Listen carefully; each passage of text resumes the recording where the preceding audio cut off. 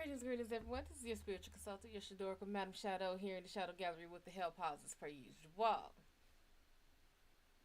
If you would like to book a private session, purchase a live pour, or donate to me, the Hellpaws, or the show in general, you may do so at my website, www.madamshado.wixsite.com/website, or via PayPal or Cash App directly to MadamShadO. There is no W in Shad'O ever. If you put a W in Shad'O, don't source where you or your money goes, where you or your money ends up.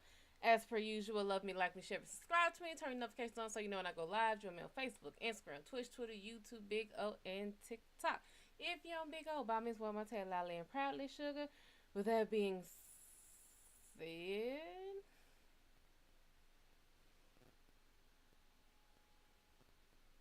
by all means, start to your questions. Ashmita, what's up?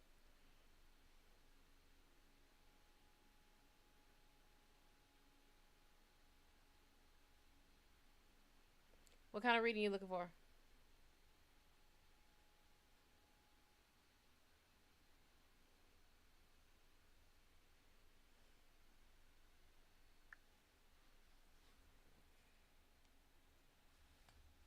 And please, only single categories. I'm not doing like a love and a career, or I'm not doing it. Love, of course, it's always love. I don't.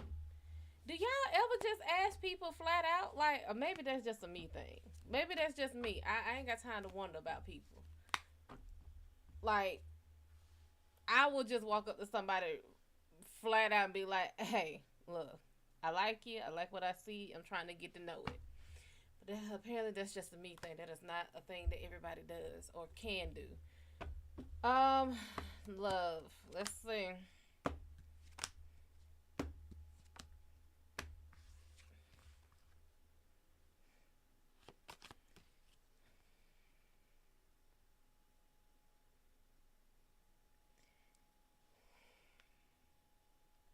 You got the Six of Pentacles inverted, baby. It's it's so not balanced. It's so not balanced. This isn't like a matter of. It's not balanced. I can't put it another way. It's not balanced. You got strength inverted. Yes, ask a specific question. You got strength inverted. It's almost like you're too weak to do something. This could also be that you are not letting that feminine energy shine through the way it should. This isn't not having the ability to do it. This isn't not having the power. This is not having the courage to do something. Then you got the Knight of Cups inverted. This is literally being bored. That's all it is being bored. I don't know how that ties in with your love interest, but that's a lot of boredom. That's a pass the time type thing. What does his current feelings about me? Will he reconcile? We gotta get back together. No, that's boredom.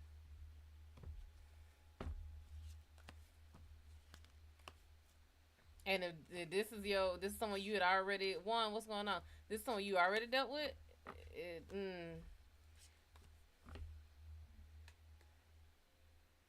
Let me just say, I'm a professional now when it comes to making drinks and stuff at home.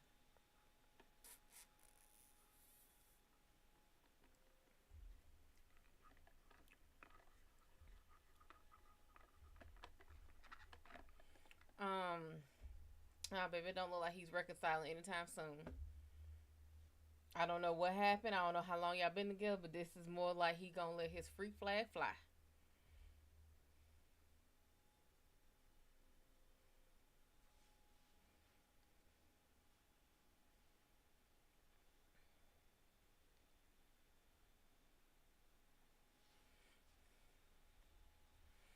Well, I am not singing tonight that I know of. I just thought about something.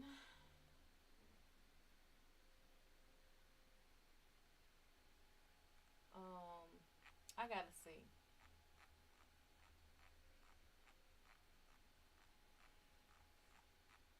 And by all means, keep asking your questions. Okay, when was this? Holy shit! I have passed my anniversary of streaming to YouTube. I didn't even realize it.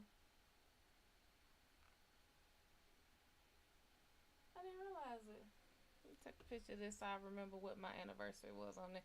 Hell, I need to find out what my anniversary is on Facebook. Cause I stream.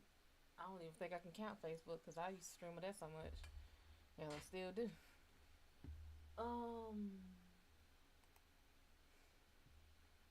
Yeah, keep asking your questions. I mean, if not, I will probably just end tonight's live early. Like,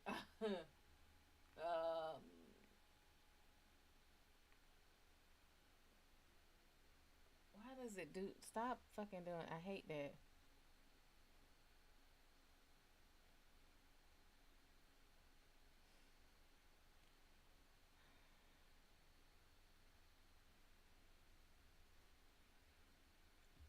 That babe, I passed that anniversary a couple months ago. I already missed it. It was in June, but thank you.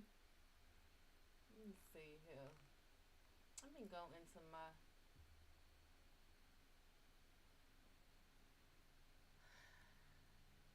I wasn't streaming directly to that. That's the only reason I cannot count it. Let me see. Whew. Look.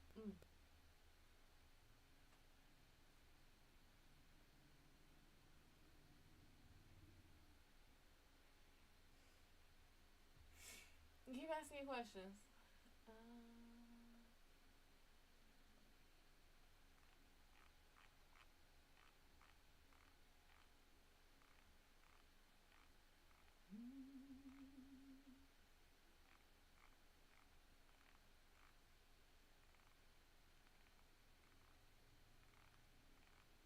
I don't know how long I've actually been streaming to this page.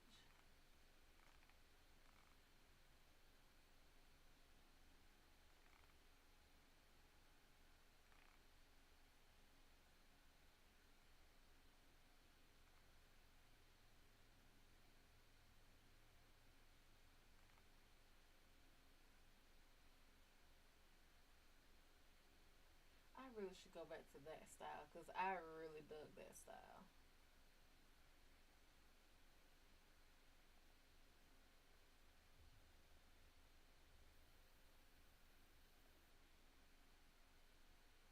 Yeah, I think I'm gonna go back to that style. I don't even know how I did it.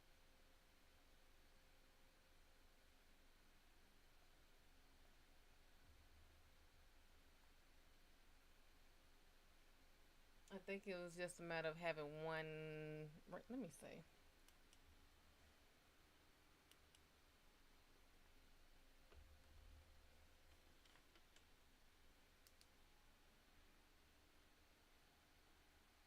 I think that was it.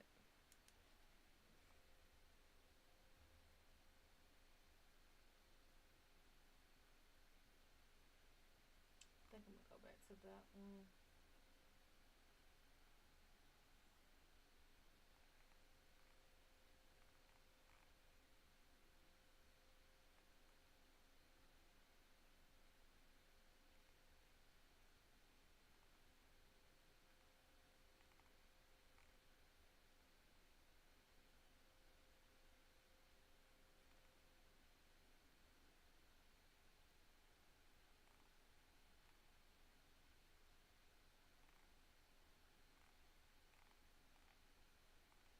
I've been streaming to this a lot longer than I thought.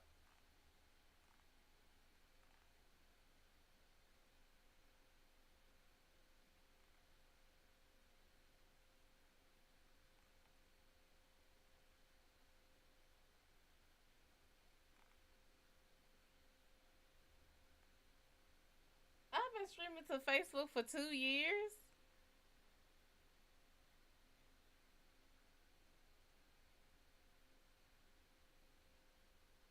Let me look at what's the date on this one.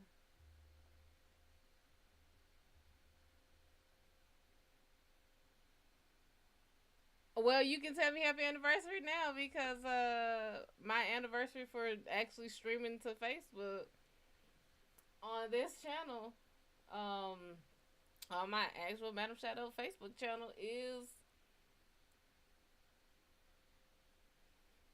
in like 3 hours. So yay, happy anniversary to me. Holy shit.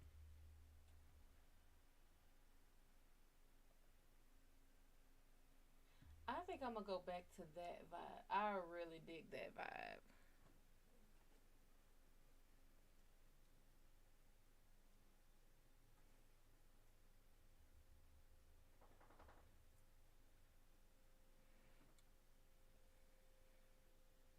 Let me see. See if it still, if it hits the same way. Let's see.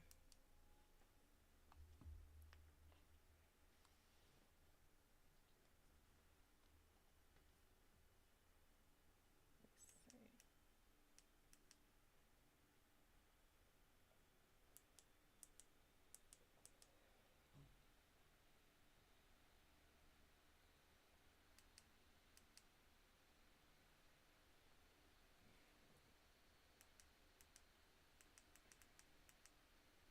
So it might be. Let's see. Do that one time. This one off.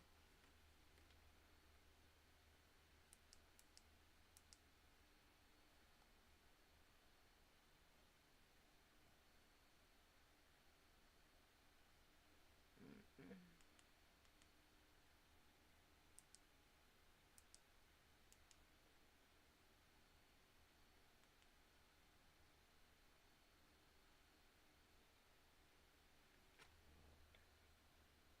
I might keep it like that.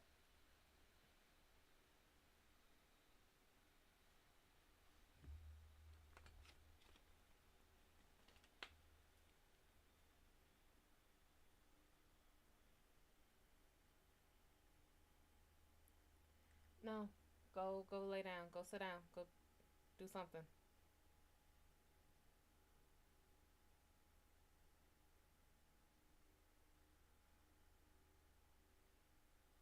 I don't know. I think I like this lighting. I think I did this lighting. Yeah, I did this lighting.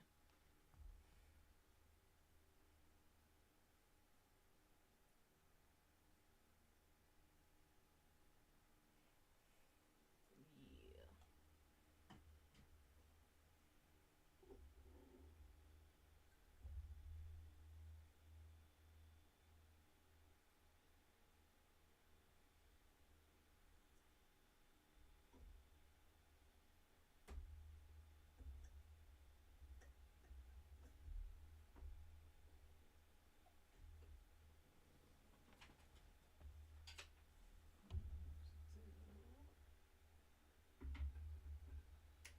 Since we going to this mood, I really did that one.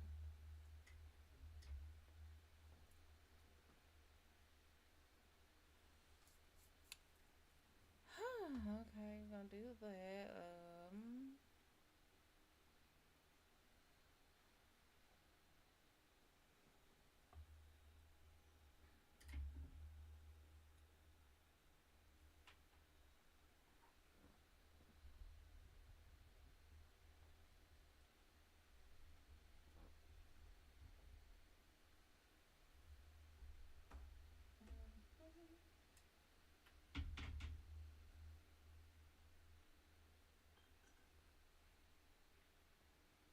Yes, y'all get to see me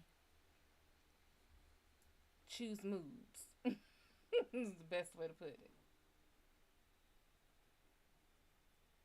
Which means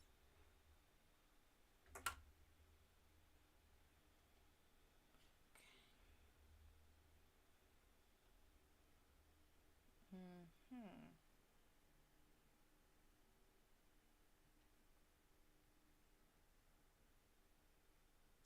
Don't mind me.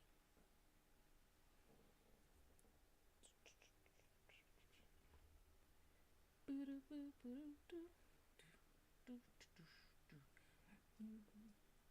that's what I'm gonna do. I'll be right back.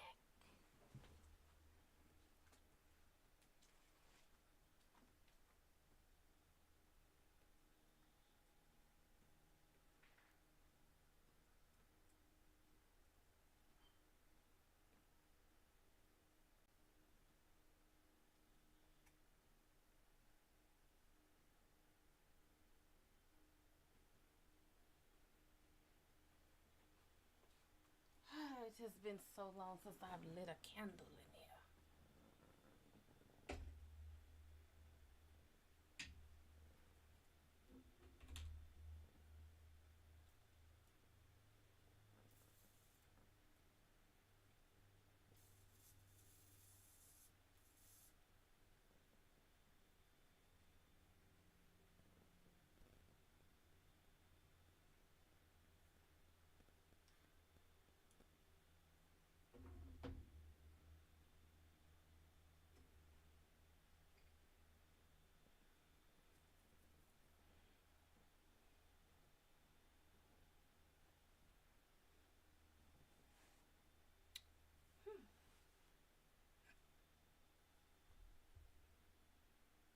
Likes it.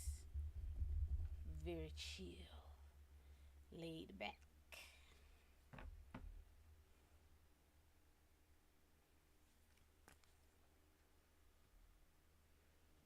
I guess I can turn all this off now because that's giving me extra light. Let's be careful about that.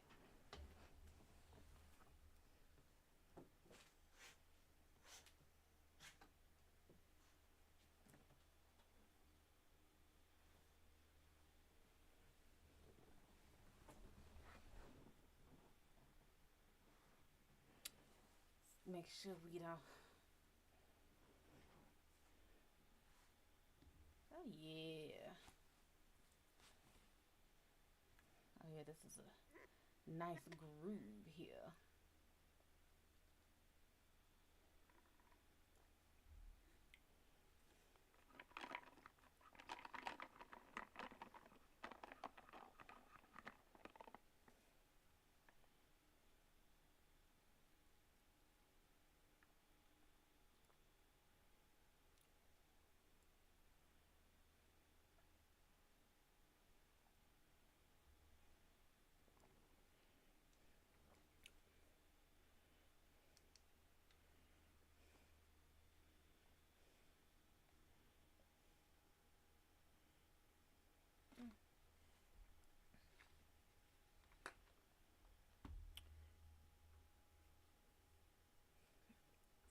See here.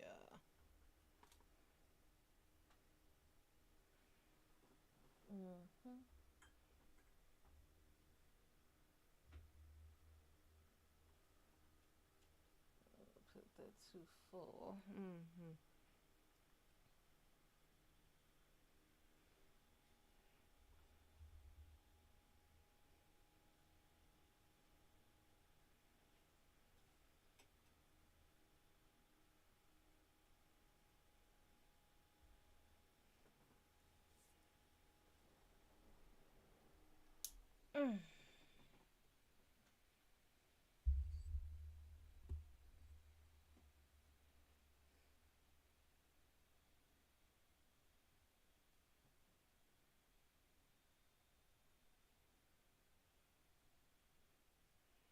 This makes me want to get these little lanterns, and I saw, so it's like a nice warm vibe.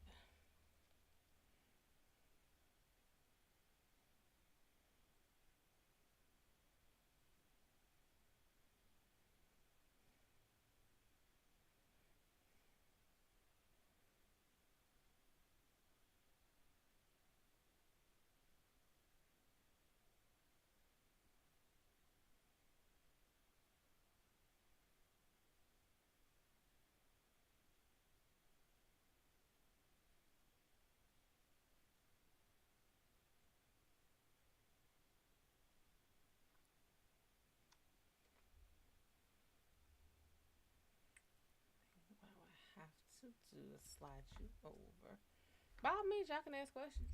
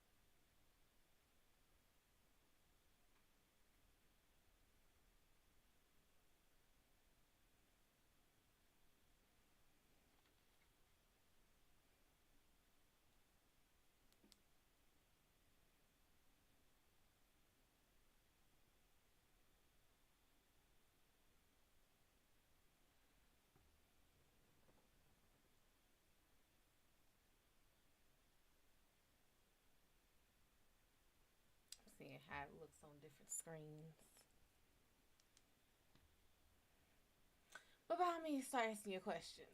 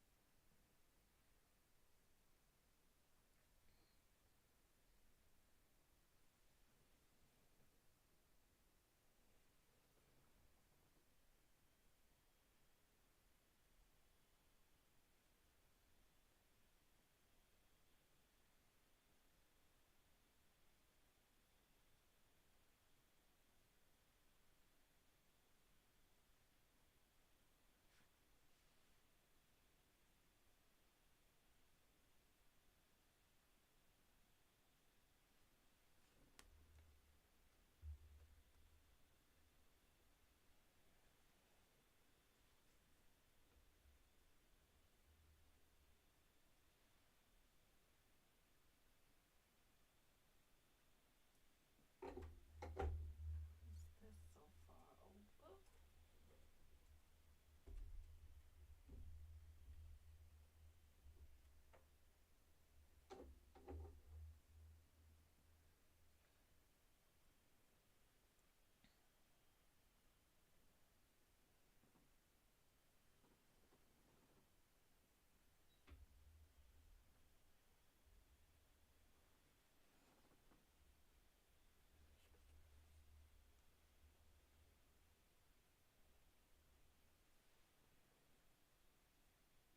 Yeah, something like that.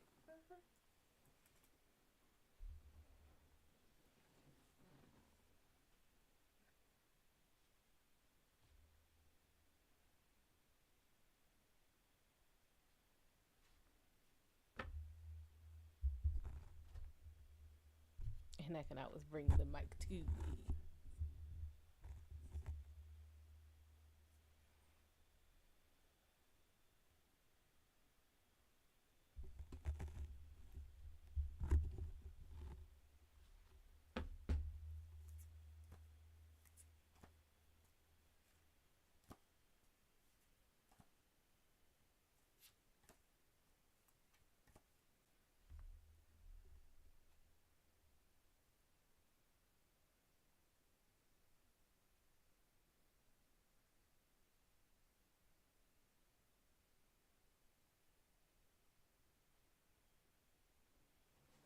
I really wonder how I had that set up. Should have took a picture of that setup.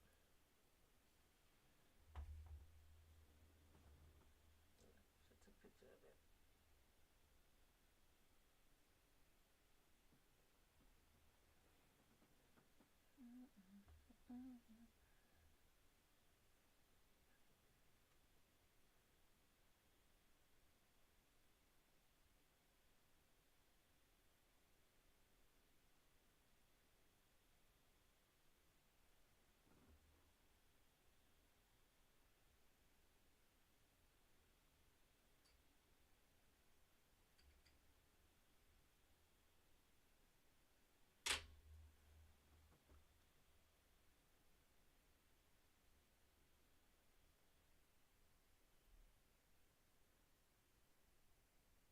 This is a very tall flame.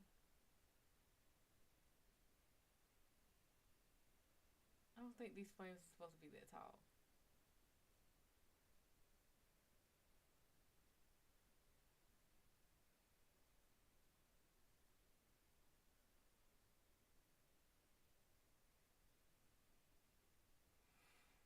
Anywho.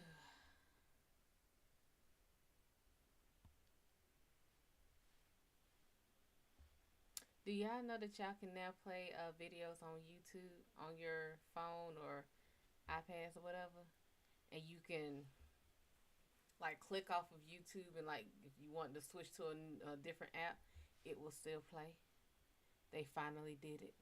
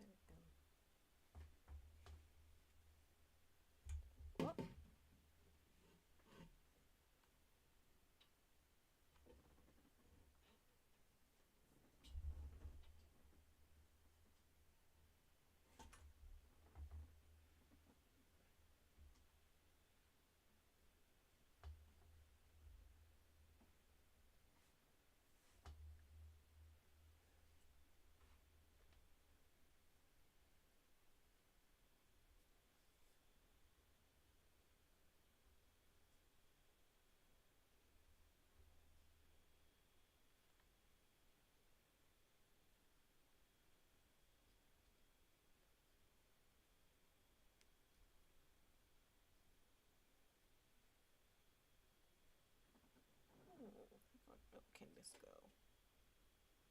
You got afraid about that? You can still see it. Cool.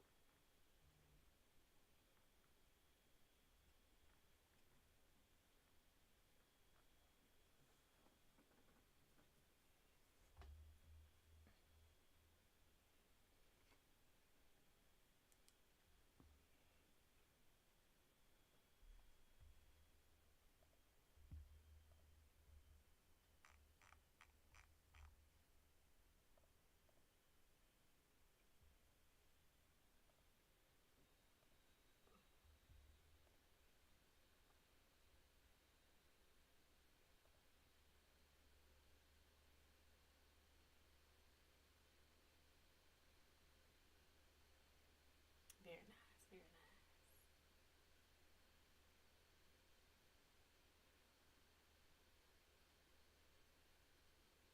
Oh yeah, it looks fantastic on YouTube.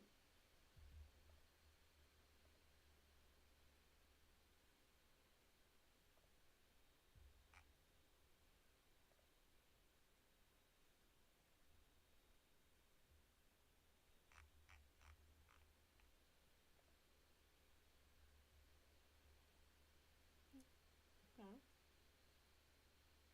Looks bright.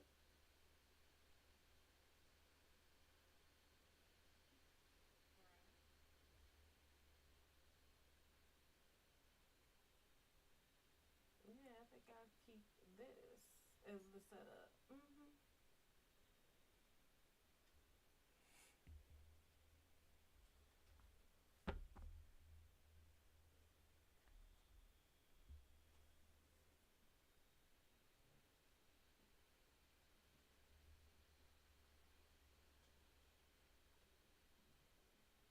I'm trying to move Instagram over.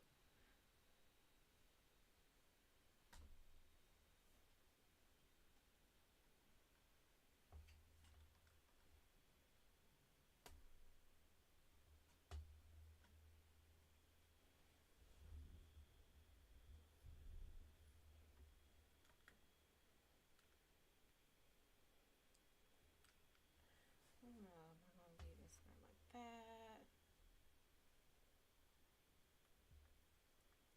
Let's see.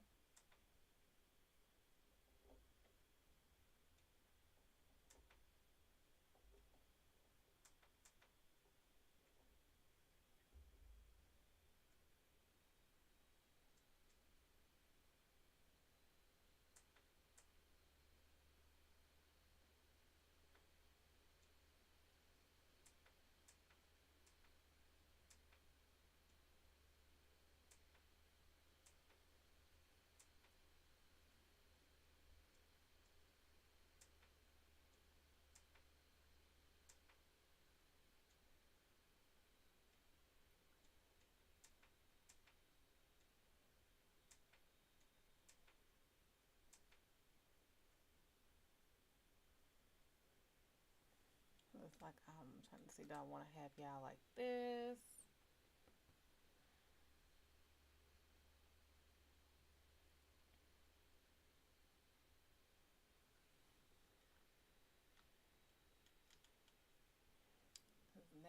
just in the mode of playing with moods.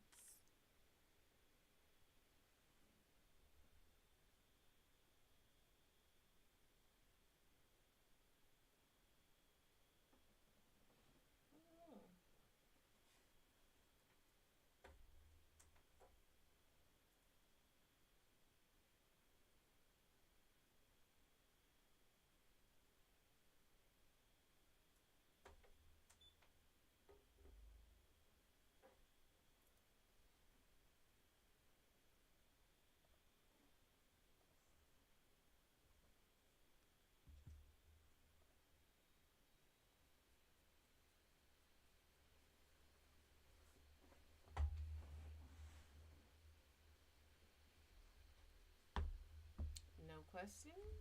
Because in about 18 minutes, I'll just close out and go on about my day.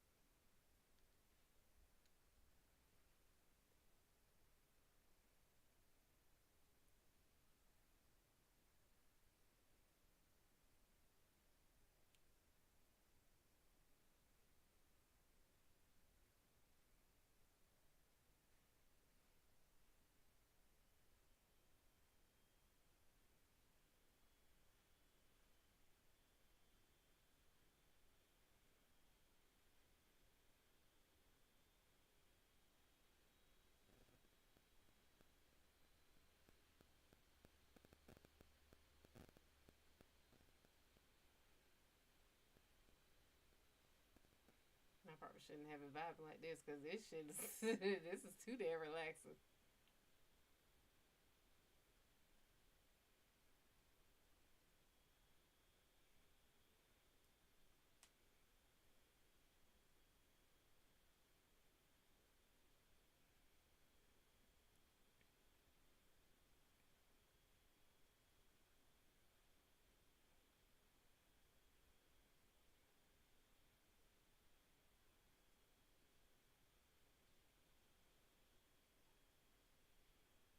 I am.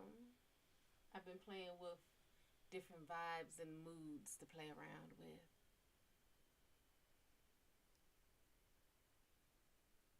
And I probably have gotten too damn comfortable because, baby,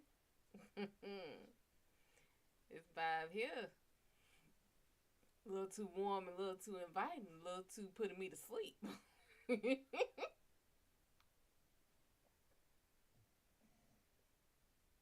Can you go lay down? Go lay down. Go lay down.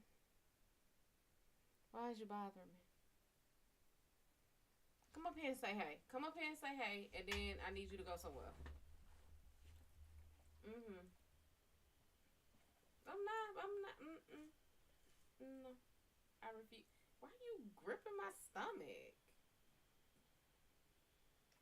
Uh, uh. I refuse. I will not. I shall not. I won't. So I slept with the chorus, and it has me not caring about anything. Like I don't have a word in the world.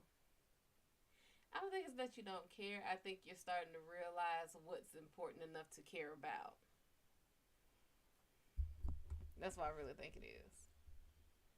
I'm not gonna say it's just a completely one night changer thing, but I think you start to realize you a lot of this stuff ain't important enough to sit here and spend your energy worrying about it. If you can't change it, what are you worrying about it for? And if you can change it, focus on what you can change when you can change it and be done with it. You can't change it yet. Don't worry about it.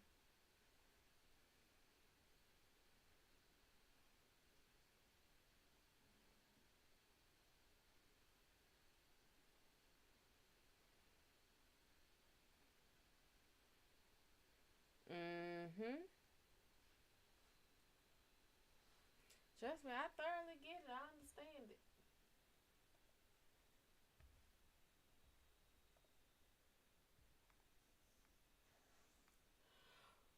Ooh. Look, I do.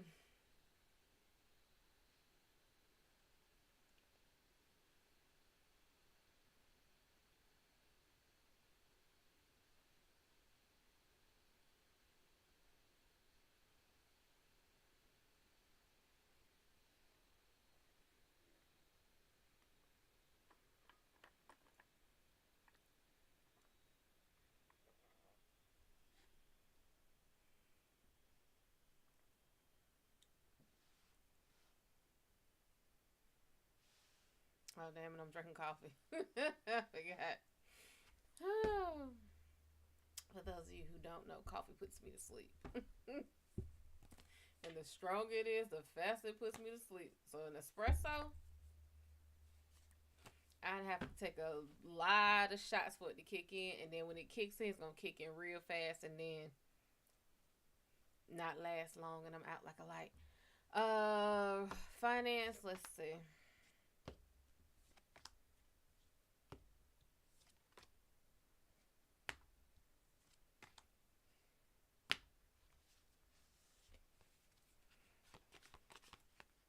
You got the Empress upright. This feels more like you know what you need to do. You know what needs to be done. You know what bills need to be paid. You know how much you want to save. You know how much you want to invest. It's like it's no secret to you. You know what you're trying to do with your finances. Are you saying fiance? Why did I go straight to finance? I don't know why I went straight to finance with you. Well, I guess you get in the finance reading, then we go to fiance. Oh, shit. You got the devil, so this is your finance reading. Then we'll go to fiance. Um, the devil's inverted. The devil being inverted is releasing addictions, releasing toxicity, like pretty much what you're doing now, where you just don't give a fuck about a lot of shit. It's not that I'm tired. I don't think I'm tired. I think I have did this mood and I'm relaxed as shit.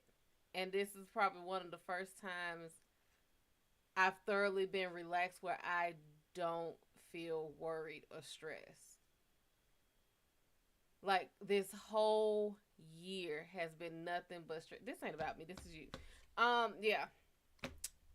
So let go of releasing negativity and stuff. Nine of Pentacles is inverted. This is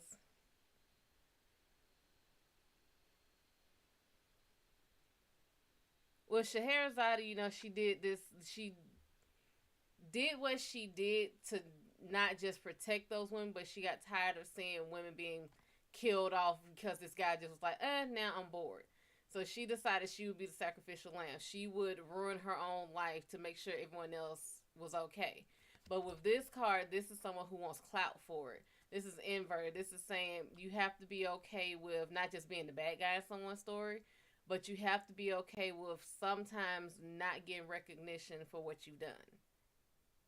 This isn't the time to be a martyr. This isn't the time to sit here and be, yeah, I did. If it wasn't for me, it's not that time to do all that. And then the King of Pentacles is inverted. This is not being logical with your finances. So, if I was tired, so were they, because they went to finance too. You know, this has been like, when I say it's been a hell of a stressful year, it's been a hell of a stressful year. Like, this year started off completely full of stress for me. The amount of deaths we had in the first 3 months of this year. Like, from work trouble to financial trouble, then my cousin losing his mom. Then both of my grandmothers gone. Then my uncle. Then my cousin's fiance lost his friend. Like, this is like just now getting that breather, getting that fucking sigh of relief. Like, everything right now is stable, going pretty well. Yeah.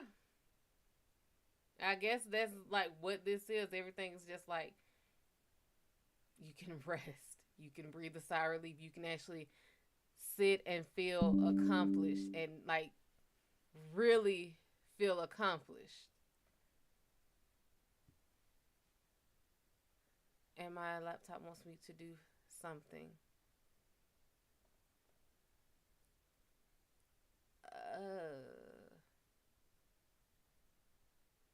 It wants me to do a thing. We'll do a thing tomorrow.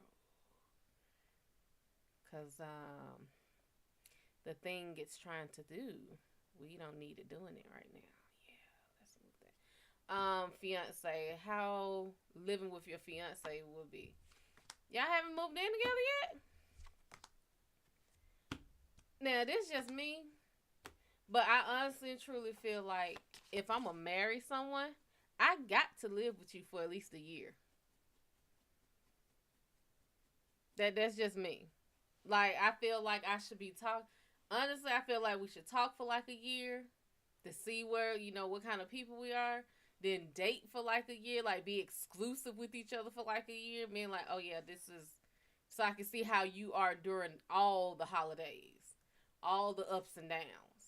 Then talk about moving in. Like, but we got to live together before we decide that we gonna get married. I need to see how you sleep. It's first thing. Living with your fiance. That's why she's fiance and not a wife yet. JoJo, talk your shit. The magician is inverted. This is having, oh God. Oh my God. The bitter taste that just left in my mouth. This is having no power. This is literally feeling powerless. Oh my God. I don't like that. I don't like that at all. This is the star inverted, but the first thing that caught my attention, I don't know if you'll be able to see it, is the reflection. The reflection in the water. And I know how she looks, and she's not supposed to look wicked, but in that moment, she looked evil as fuck. I don't know how long y'all been together. I feel like you're gonna see a different side of her. Like, this isn't just like her family saying this is how you guys are gonna get married because of X, Y, and Z. This is a whole different motherfucker here. This is the mirror image. This is not mirror, but like a reflection of shit. Whatever she's hiding, she can't hide it when y'all are together. I mean, that shit felt dark as fuck.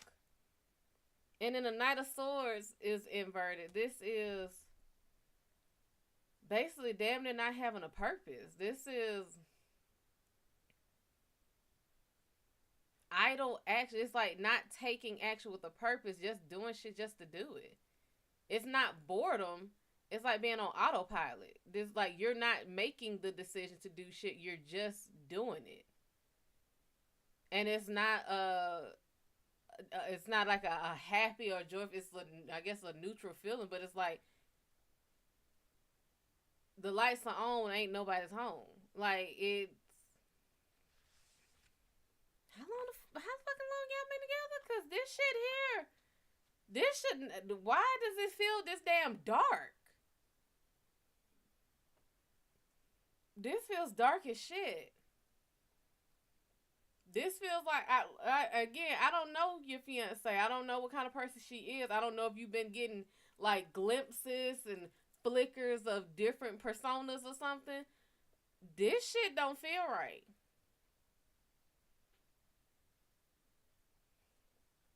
Cut up. This feels like 4.5 years. Have you ever gotten like glimpses of something that didn't sit right with you about her? Like, did you ever see glimpses of like a lot of rage or anger that like the mask slipped at some point? Cause I don't like this shit.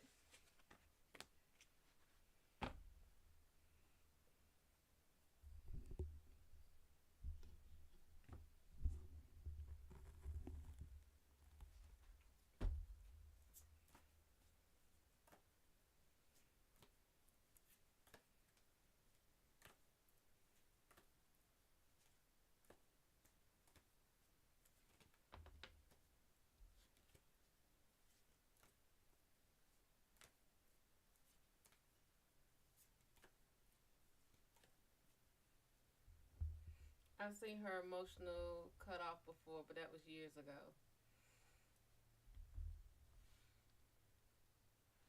I would say look back at to. Here's the thing. Y'all already decided you're gonna get married and everything, but y'all have not lived together. I'm not saying couples can't get married and have never lived together, and some people do it and it works. But it ain't nothing like living with somebody to show you who they really are. That's why I say like roughly like a year, because after a couple of weeks or something, a couple of months, they get into that comfort zone. Then you start seeing who they are. Um, I don't know, but that shit felt dark as fuck. I don't know if she is hiding depression from you, if she's hiding anger, if she's hiding some kind of trauma. But that's not a good feeling. That's that. Good God, that's enough to make a motherfucker do some shit to get out of it.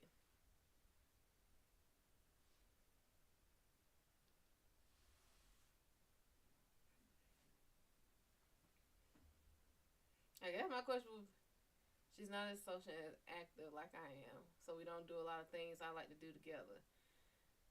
Okay, let's look at that a little bit. Depression is there, but I'm depressed too at times. Everybody gets depressed. Hell, the strongest of us get depressed. Hell, the strongest of us are the most depressed. Two depressed people together is probably gonna be hard for y'all to try to be there for each other, because hell, some people function better like that. Their depression, they work through their depression by helping other people. But that's neither here nor there. I want you to look at it like this.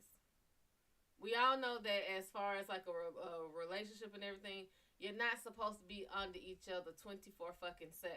Okay? That ain't healthy for nobody. You will lose your own identity, and it will always be a us and we. You need to have your own shit that you do. However, this is a marriage we're talking about. This isn't just boyfriend, girlfriend. This isn't just my close homeboy, my close homegirl. This isn't just fiance anymore. This is marriage. This is husband, wife. This is compromising. You might like bungee jumping. She might hate heights. The compromise might be, hey, let's go, just go walk across a bridge.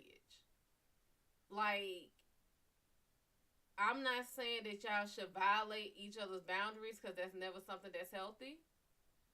But I am saying there has to be a give and take somewhere. So, like, maybe you're an outdoorsy person. I can tell you right now, I am not an outdoorsy person. I can't stand bugs, and bugs like outside. So, where am I? Inside. But give me the proper off, give me some bug repellent and everything. Oh, yeah, I'll be out there with you. I'll be out there with you. Camping? We got to discuss camping. We got to discuss camping. I already wake up at the slightest sounds and shit, and just being out there in the wilderness. hearing critters being critterly, we gotta discuss that. I need one of them real super mega comfort tents. Yeah, we can do that. But this, like festivals and carnivals, and she don't like crowds. I'm not a crowd person my damn self, but I love me a carnival and a festival. Especially, take all you gotta do is say, I'm gonna win you a stuffed animal, and you can get a damn funnel cake, baby, and some good hot fries. I'm in there like swimwear. But this is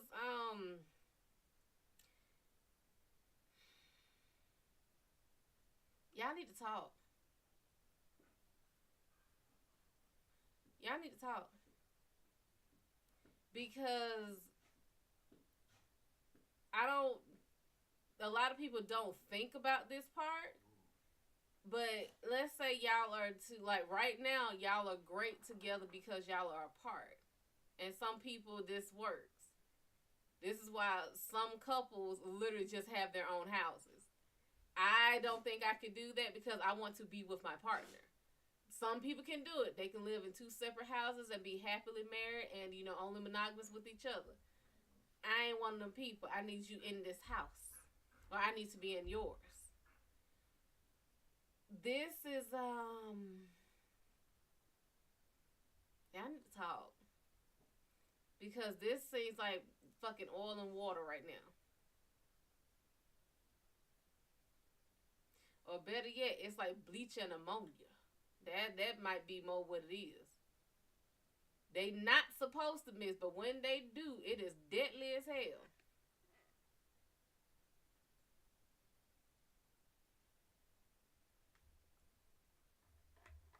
Yeah, I need to. It was only those 3. But ask some more questions, cause that's bothersome. That is bothersome. I don't like that feeling for no damn body. Especially talking about getting married. Nah, hell no. Feel like somebody getting fucking bamboozled, hoodwinked, and swindled.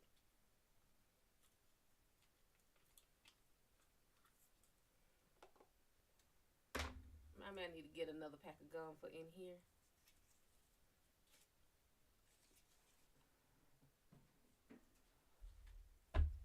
Should you break up? Why you go straight to breaking up? Why is the conversation so hard? Should y'all break up? No? You talk about married. This okay. I'm not married. I have a lot of friends who are. In fact, I am probably the most out of place of my friends because so many of them are married and have kids. Human kids. The one thing I see a lot is that right there. That damn question. That's that question. Is there someone better for me out there? Yes. But this is a judgment call. Here's the thing. I'm going to give you a prime example. I went to school with some folks.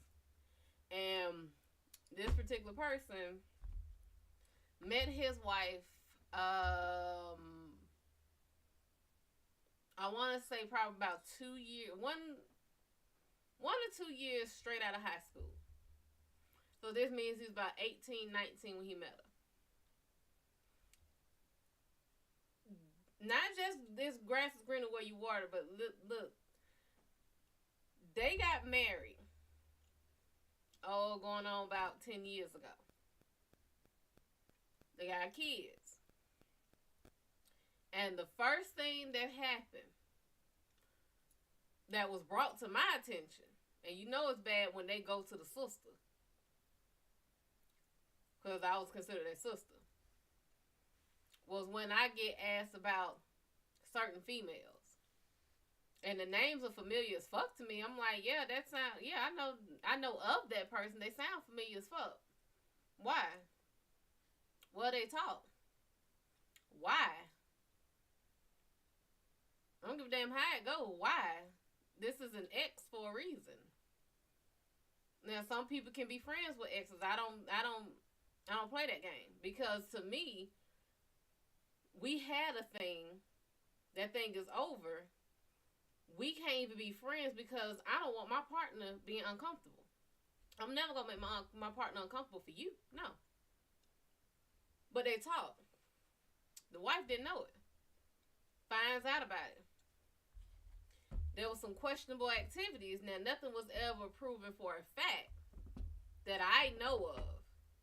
But enough was seen that I was like, bitch, you gotta do what you gotta do.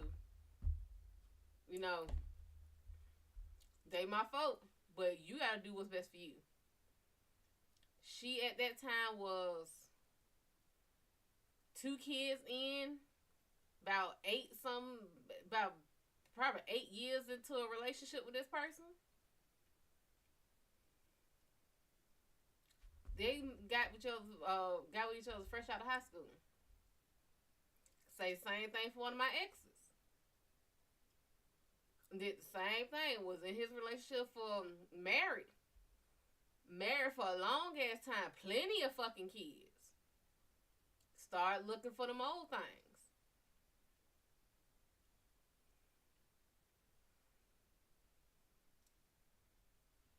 You have to know whether or not you see. Here's the thing.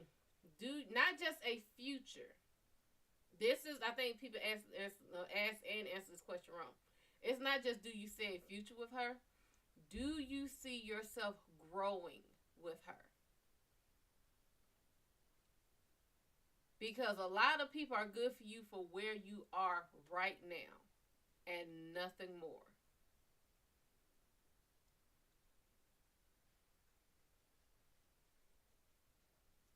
So not even can you, do you see yourself growing with this woman? Maturing with this woman? You gonna have arguments, that's gonna happen. Do you see yourself having healthy arguments? Do you see yourself having those uncomfortable conversations with her? With no fear of judgment, ridicule, anything like that. And the whole goal is to push through it, not around it, not over it, but pushing through it and saying, hey, like, let's say, for example, this is like a thing with a lot of people. Yes, we can grow together, but it feels like plans are changing about our future.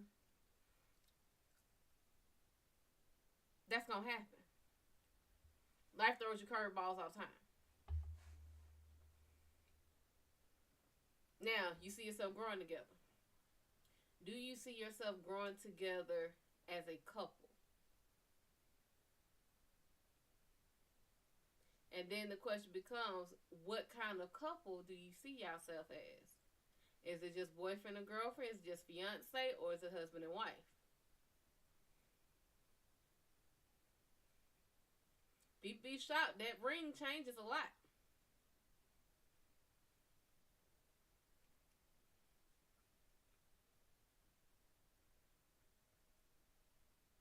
See, it stops being what's mine is mine and what's yours is yours.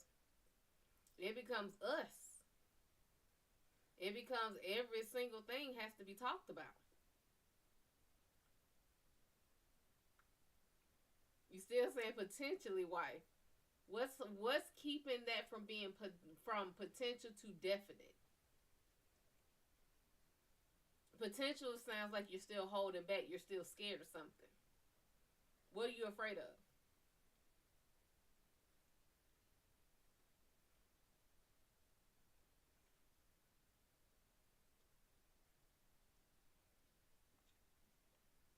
The living together part.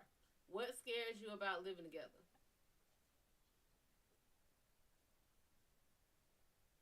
I'm gonna tell you right now what a lot of men don't know, and I'm breaking girl code. Women fart. Okay? Rain, what's going on? I'm just let you know that now. Women fart. They burp. They fart. They shit. Just letting you know. And it don't smell like no damn roses. She's scared about living together. Why?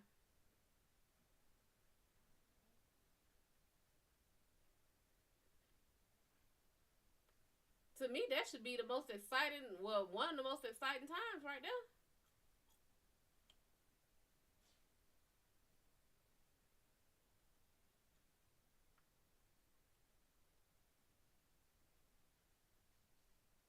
She's accustomed to living with her parents. And you know, I understand being used to living at home. I thoroughly understand that. But it ain't nothing. You know, that's why I think a lot of people should have their own place for like a year. That's one reason I think people should have their own spot for a year. Because there's something about living in a house with like family. You know something. You know there's always going to be something that got taken care of. To living on your own where everything is on you. The bills get paid, it's on you. Hell, even I thought I had a good handle on doing that type of shit. Until I got my own place. And then had to sit here and actually start utilizing my calendars and shit. I was like, oh yeah, remember to pay your phone bill. It's pretty simple. They're very lenient. Oh shit, you forgot to pay the phone bill on the 15th? It's still on. Oh, just here you go. A little late fee. And then all that shit started piling up. You forget. It don't take you so many times to forget to pay some bills, and it's right there in the forefront. And see, you've been living on your own your whole life. Now, I'm going to tell you something. Because I'm going to tell you what I found out living by myself. When I lived by myself. The one thing that annoyed the fuck out of me was something not being where I left it when I had company. See, I got used to, like, cereal. I have my cereal in plastic containers up on the shelf in the cabinet. Because if I have to work hard to get something, I'll lose interest in it and I'll eat what's readily available. Which normally means cooking something. So I put the cereal, I put the fatty stuff and the snacks and stuff up high. So now I gotta go find the step stool and climb on stuff to get to it. By then, I don't want the shit no more. I'll just eat a bologna sandwich. The first time the shit happened, I was like, why does this shit bother me? My cousin had came over and she opened one of the boxes of cereal that was down on the kitchen counter. I know that anything that's down is extra. I don't touch those. It's meant to be put up into the containers. She didn't know it. Bothered the fuck out of me, and I was like, why did you open that? Why didn't you look up there? Now I see how my mom felt when she was sitting here. How did we supposed to know that was up there? But it's a learned thing. So I think for you, that would be your fear of moving in with somebody is you're used to your shit operating and running the way your shit operates and runs. As far as that name was familiar. As far as her, she'll be used to more of the main things in the house being taken care of. You know, she take care of what's hers, her area. And that might be a little conflicting. So y'all gonna have to try to come together. That's why to me it's easier for people who have had their own space. It might be easier for something like that to happen because she's lived with somebody else and she's moving in with somebody who has had their own place. You know how you want shit to run. You're used to paying bills. You're used to doing all that kind of stuff. How much of her moving in is going to be more of a dependent rather than a partner? It's a lot of shit you got to think about. I don't like people touching my stuff or using my thing. I think that's everybody who got their own shit. I'm okay with sharing. Just tell me beforehand to treat it not exactly. Just say something. And a lot of people don't know to do that. Now, to be fair, most people tend to be like, hey, can I have this? Or, is this good? Whatever. But some people don't.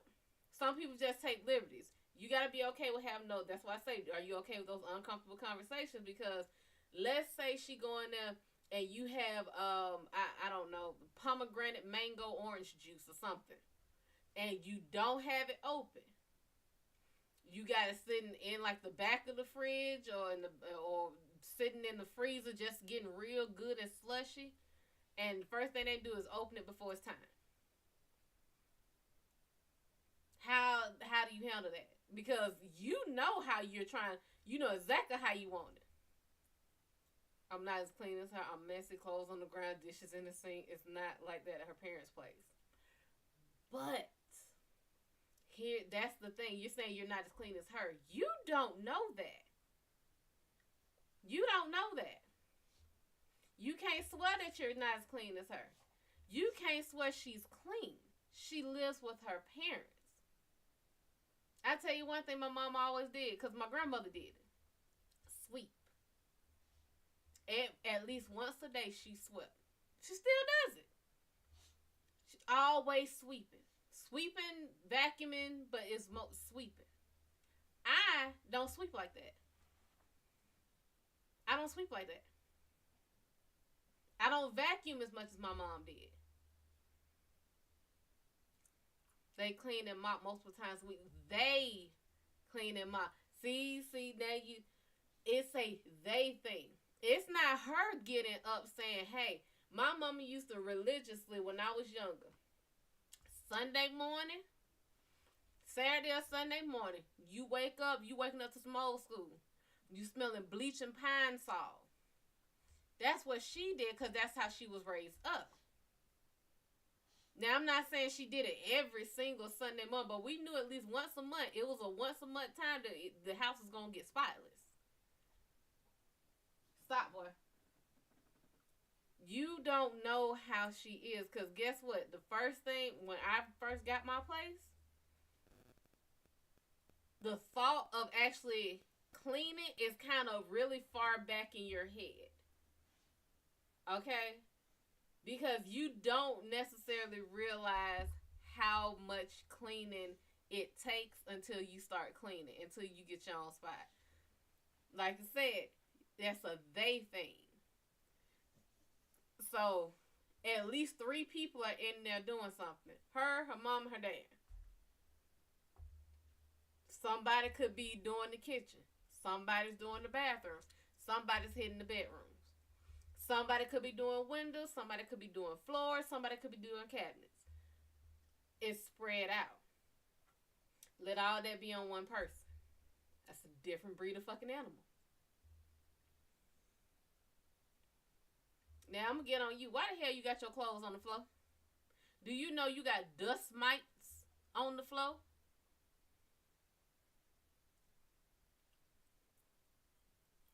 Yeah, I feel that. Trust me, I feel it. And baby, I got dogs.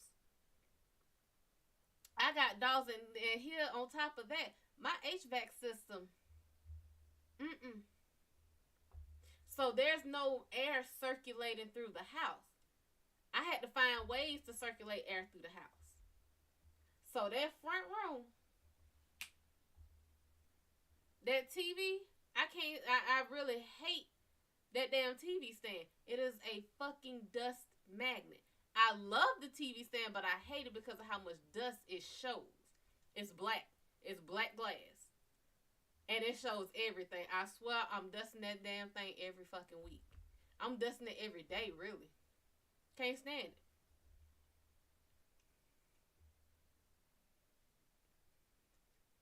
I thought I was going to be one of them Susie homemakers when I got my own place. And, every week I was going to be mopping the floors, wiping out cabinets, doing the windows, vacuuming the floor. Because it don't sound like a lot until you actually have to do it. Then you're like, man, I'm tired.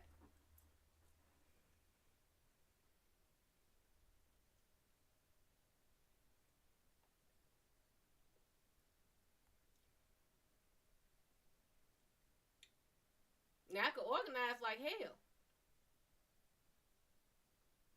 Do you feel like organized all the time? No. So that's one thing I think you gonna find out. It's clean over there because it's a parent's place. And you have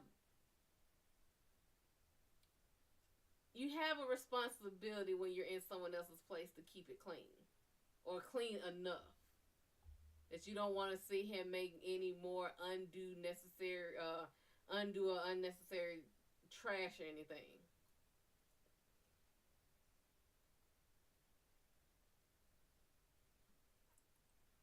Clothes under the bed in the hamper. I'm going to tell you right now, that would drive me insane. Because the first thing, I don't care how clean the house is, if I see clothes on the floor, the first thing I'm going to think is there's a roach. I cannot help it. I think underneath them clothes, you're going to pick it up. It's going to be some type of bug, roach, spider in them clothes. It got to be in a hamper. Or put it on a fucking chair or something. If I wore the clothes the day before, it probably on the floor before the hamper. That would drive me insane.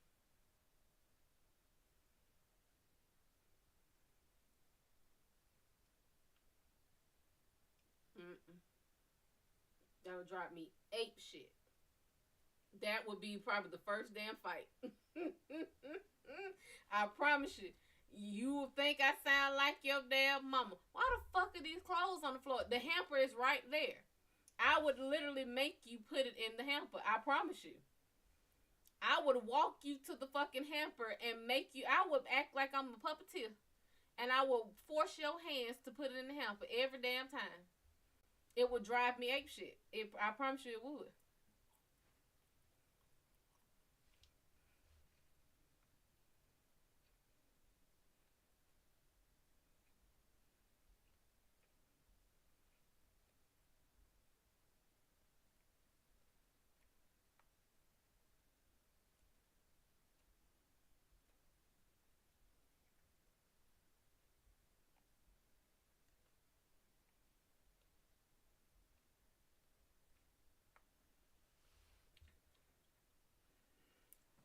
You'd be shocked, man.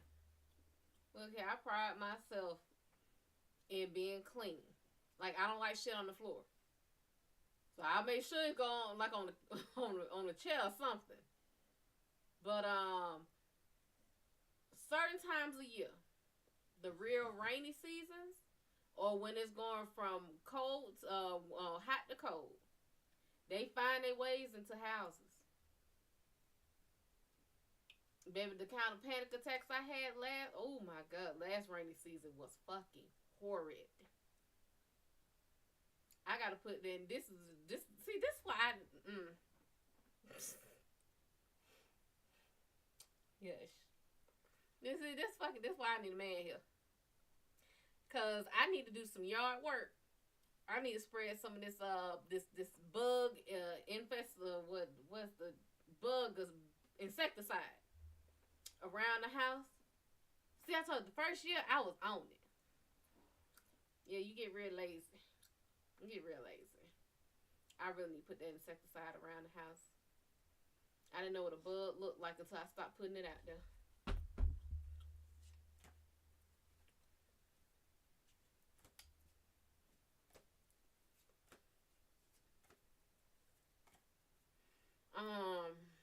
Family, let's see.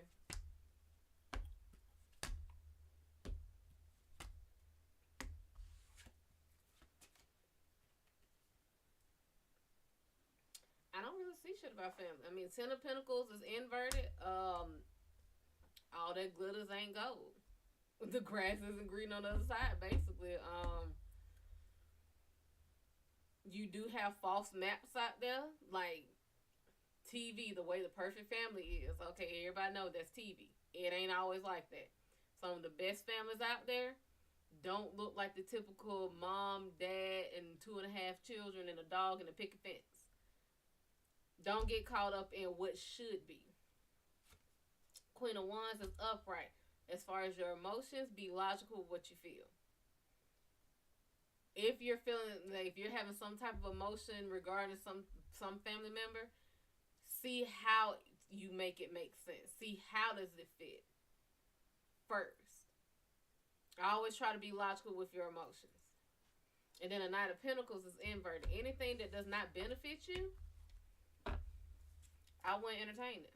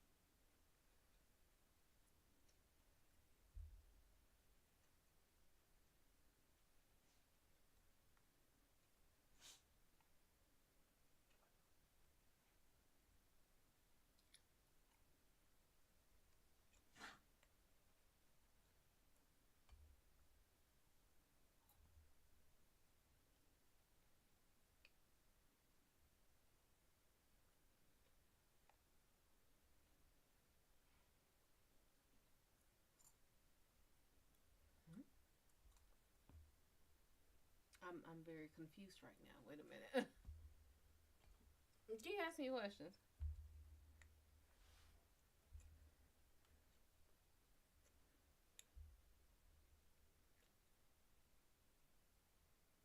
Oh, okay.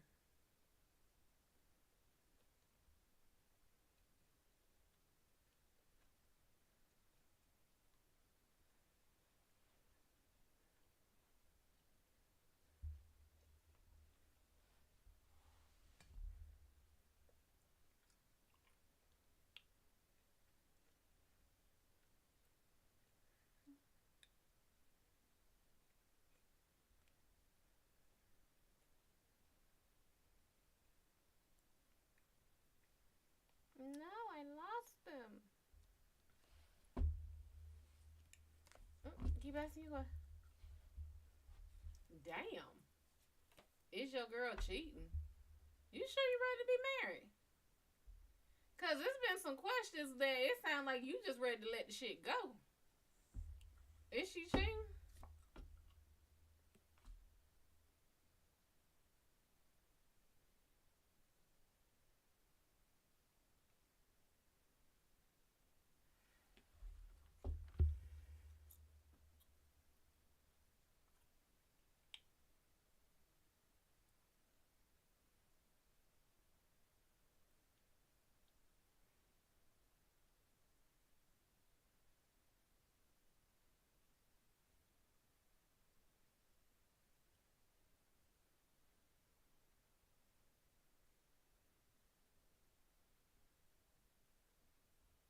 The answer is yes.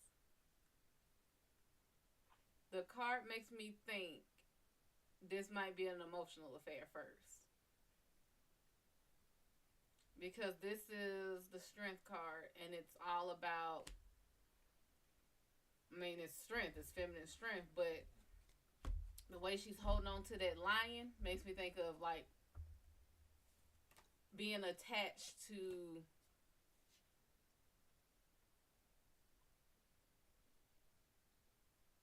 JoJo.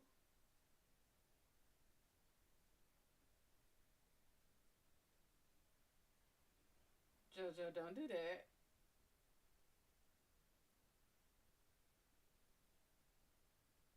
Don't fucking do that. Do not do that. Ever. Don't fucking. Do you know how many fucking sessions I've had where people have asked me questions like that and then cut the fucking call? Don't do that. That's why I don't even like answering them questions anymore. Janice, what's going on, sugar? Um, it's like being attracted and attached to the epitome of manly strength. So anything or anyone that exudes that, she will become fixated on. What's going on, honey? How are you? Excuse me. I can't remember. Were you the one that was pregnant? And I was reading twins. I feel like there was a J name that was pregnant, and I said it was gonna be twins.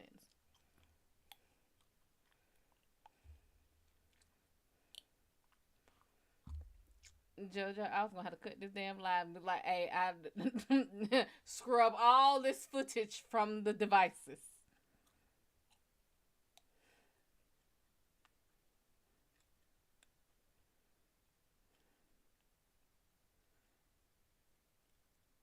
Oh, okay.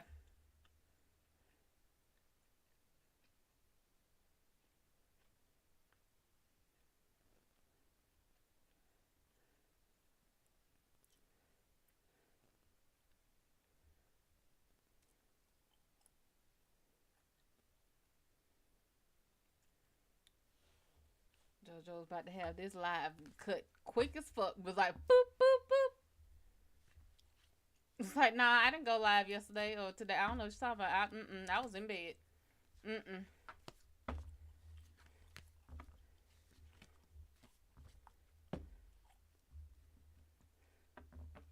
Um, can somebody tell me what the fuck is boba?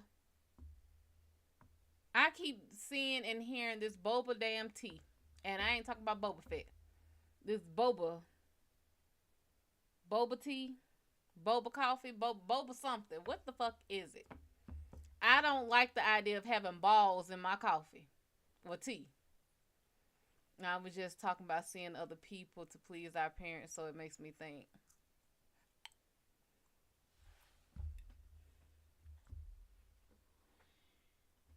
Your parents are, I mean, I can't say that, parents are just, the answer to everything. But I would have to question. I mean, maybe they think y'all too young or whatever. I don't damn know. But I know the advice my mom gave me when I first started dating and everything. It was go out there and see. Date around. Have fun. Don't get locked down too damn early. It's wet, squishy balls and milk tea. I'm gonna assume that y'all talking about like tea that you add milk to. That's not bad. Wet, squishy balls. Okay.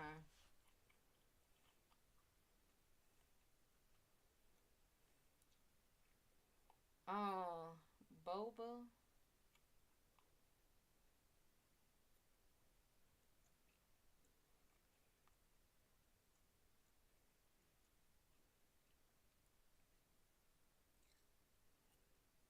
Tea-based drink originated in Taiwan in the 1980s.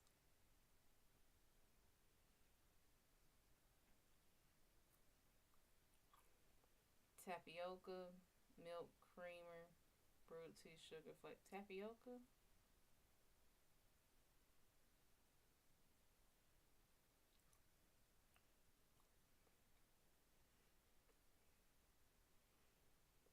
I'm not even sure if I've ever had tapioca.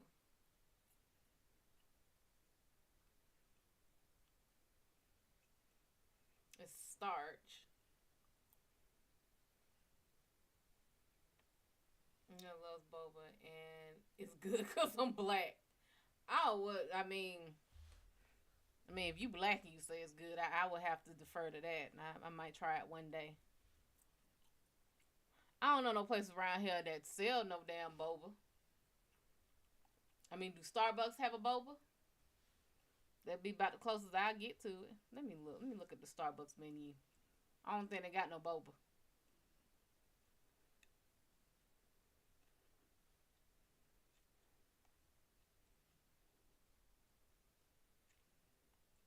And it's supposed to be a tea. Is it a hot tea or cold? Well, I would think it's cold. I think hot would melt that tapioca. Black teas, chai, herbal. Then they ain't got no bobas. I'm gonna look for a boba place. Right, not yet. They in every damn thing else. They done came out with their They decided to add it's a non-coffee uh grocery or something. It's like, oh, what is it? The pink drink. I don't like coconut nothing.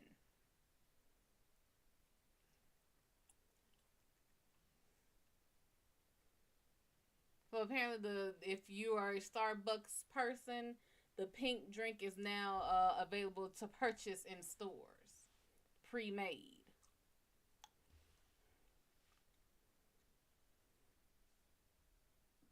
Whew.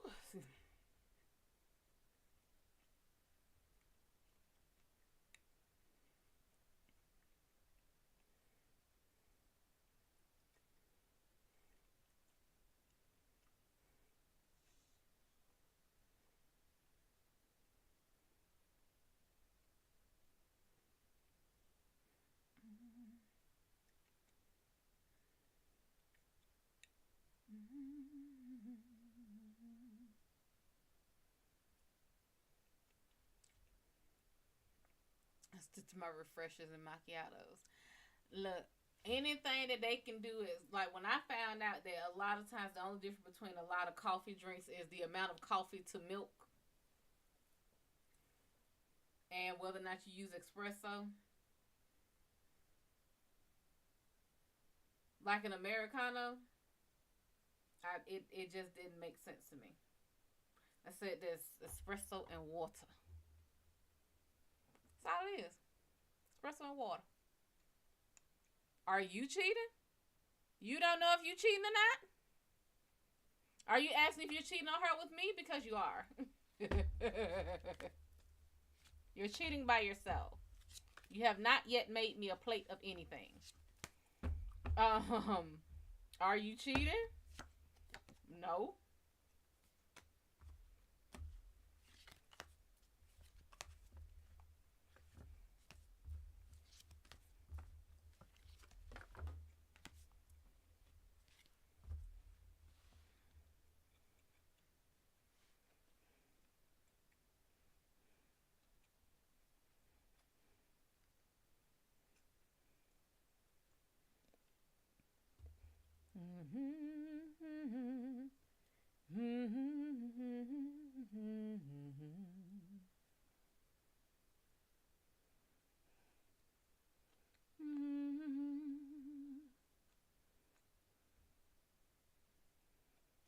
Nah, I thought that hang with my friends instead of her would be cheating. If hanging out with your friends instead of your girl, and I mean, I'm not saying that you're doing this in place of her. That's different. It's like just the way friends hang out. If somebody sees just some friends hanging out is cheating, I wouldn't be able to fuck with them. Okay? Because that's some fucking insecurity that I'm not gonna sit here and deal with. Jay, what's up? I can see if this was like you said we were gonna do this today. We had plans today and you chose your friend, then yeah, that I would see that as a problem. But y'all ain't doing shit. Your homeboys say let's hang out. You hang out. They see it as cheating. No. Mm. Those are some fucking dark fucking skeletons in their closet that they would have to deal with without me.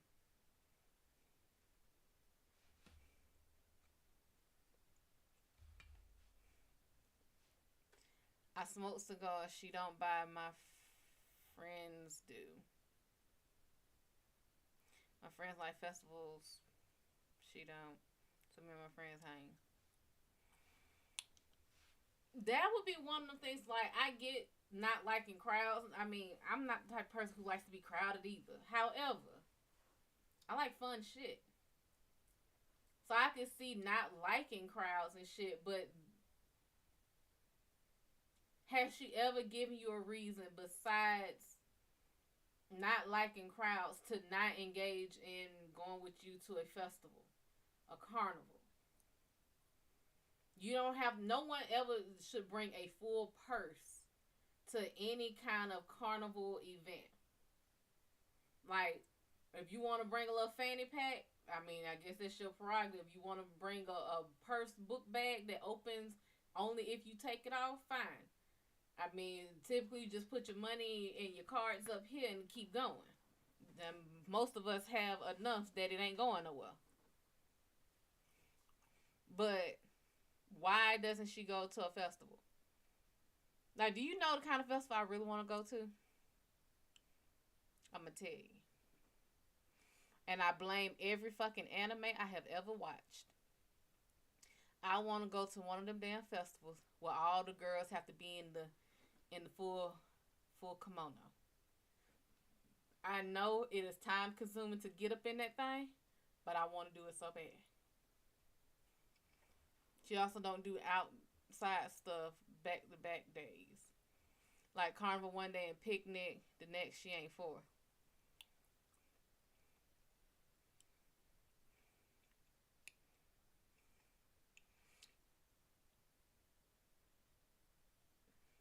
On one end I understand, on the other end, on the bigger end I don't. Because you're going from a festival which has a lot of different people and a lot of different energies to a picnic. I'm assuming just the two of y'all going on a picnic, being outside in the fresh air.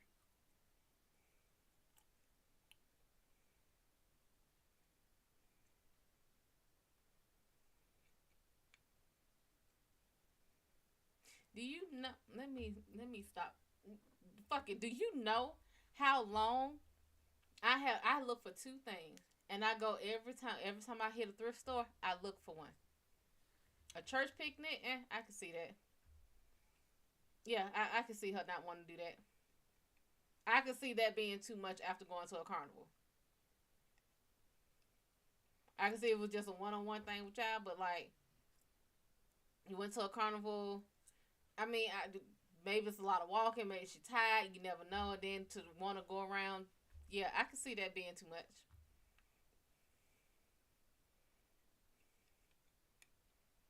I don't know how church picnics are because I haven't been to one since I was a kid.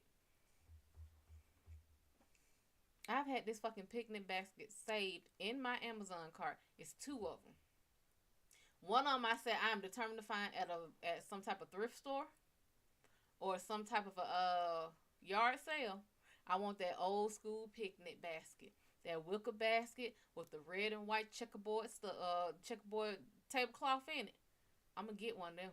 I saw one at a thrift store one time, and damn, I didn't get it. I didn't get it. A lot of sitting around under a tree. I could see, yeah, I get some off. Make sure ain't no bugs gonna touch me. Yeah. But if that's too much, you might need to figure out who you marrying.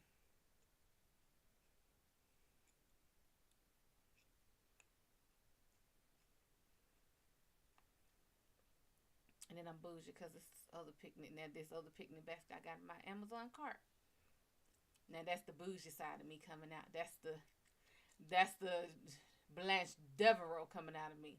This motherfucker here got this damn near suicide doors. It got all the things built into it where you have the glasses, the tableware, the cutlery, all that stuff built in.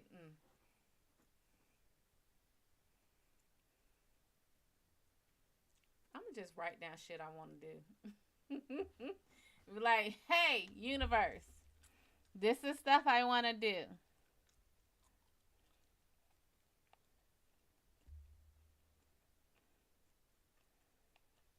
This is stuff I'm going to do. I would prefer to do it with whomever I end up with, whether it's Michael B. Jordan, Shamar Moore, or both. Dwayne The Rock just keep having kids with his wife like he ain't got no goddamn sense. And I'm not. I'm just not gonna be someone's side piece. I am not gonna sit here and allow him to disrespect me by keep having children with his wife. Just not gonna do it. But me and Michael B. Jordan and Mr. Shamar Moore, we gonna have ourselves a fine time together.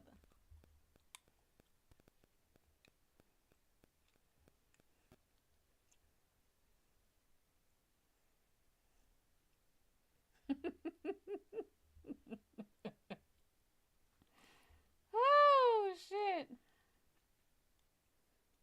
Oh, I'm gonna manifest it, all right. Man.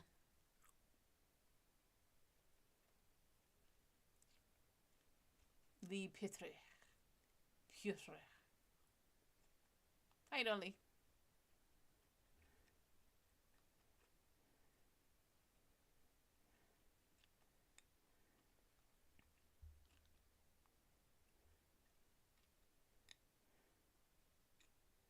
Mm-hmm.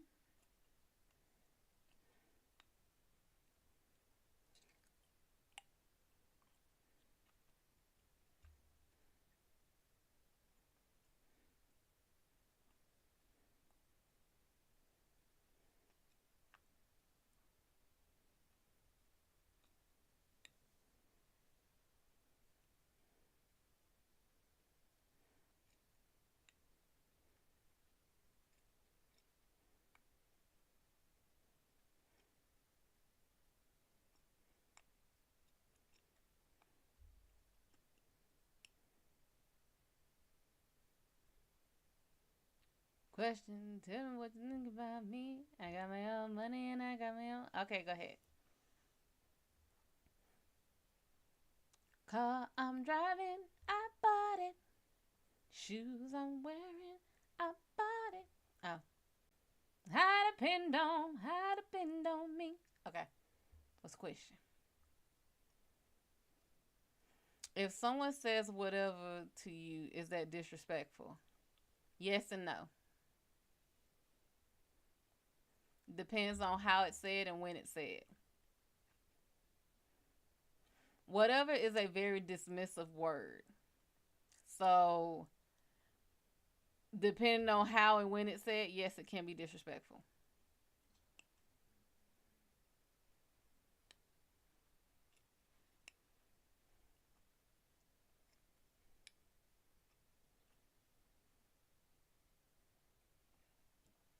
That's like asking a black mama if your kid answer if you said if you call your kid's name, they say what, is that disrespectful? A lot of a lot of white people don't see that as being an issue. In fact, a lot of people up north don't see that as being an issue. Say what to a black mama down here and see what happens. Like to tell someone I need gas, they say yeah, whatever.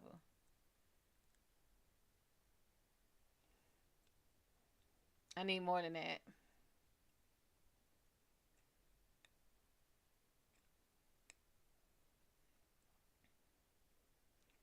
I mean, that's to me, that's not a whatever time. That's not a time to use whatever. That's still dismissive. Like, let's put it like this. This is how whatever is not dismissive. Girl, you looking good today. Man, whatever. That's not dismissive. That's playful. That's flirting. Anytime other than something like that is dismissive and it's disrespectful.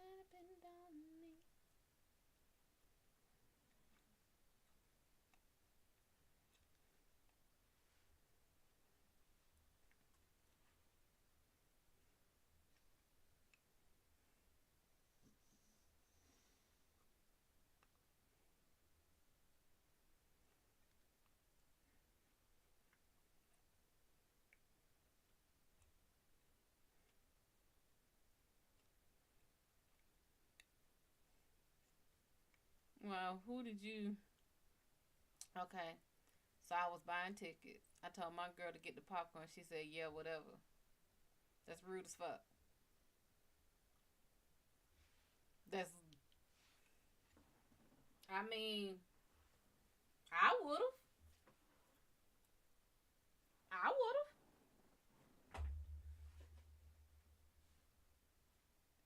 You buying tickets and you like, "Hey, babe, can you get the popcorn?" Yeah, whatever. No matter how you say it, it's still very rude.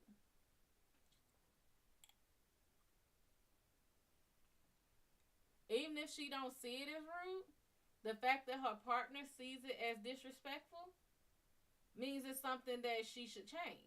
I'm not saying that she should change it every time you say you don't like something. This is where that compromising thing come in. I dated a guy once who could not stand the word stupid. Like, even like, boy, you stupid. Even saying it like that. She tried to say it was some deep seated trauma I have or whatever. Even if it was, as your woman, her job is to protect that. If, okay, the guy I dated who didn't like the word stupid, I never found out why. The why he had such a problem with the word stupid was not my business. It is he don't like it, so instead, like instead of saying something stupid, I would say silly. Boy, you so silly. Completely different way he took it.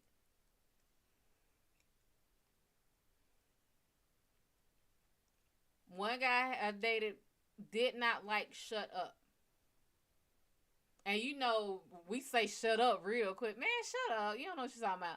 Like, it's not meant to be disrespectful, but if you were told to shut up all your life, yeah, it could be a bad fucking thing, like, you feel when someone tells you to shut up, even as playful. So, what I started doing to him, and to this day, I still do it. A lot of people I won't say shut up to. I'll say hush and shush. Because I like Coraline. And I always say hush and shush before the beldam comes find you.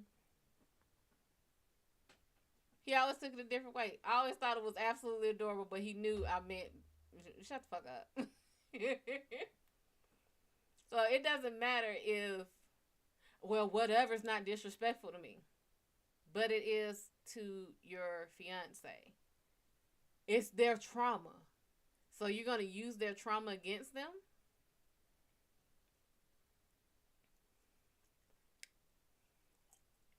Like, my girl calls her and other bitch playfully. I don't play that. Yeah. See, that's something that goes across the board for a lot of females that I know. Me and my cousin, man, bitch, shut up. Bitch, let me tell you what happened. We can do that. A man better not ever say bitch. If a man says bitch, them fighting words.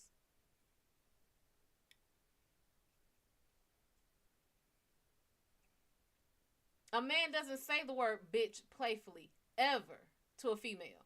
Never, ever. It has never. I ain't never seen. The only ones that do that are, I mean, let's put it honestly, are really flamboyantly gay guys.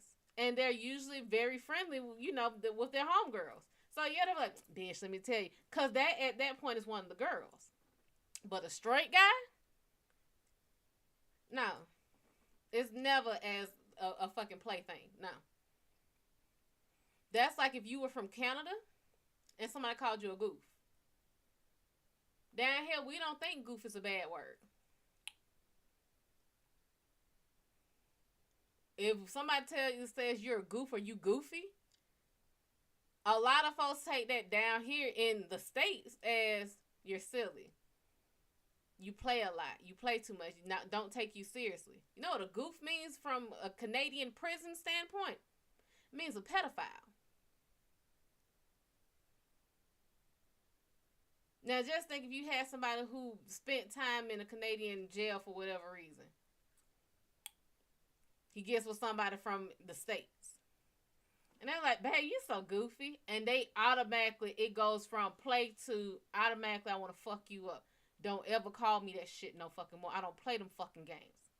And they don't understand what happened.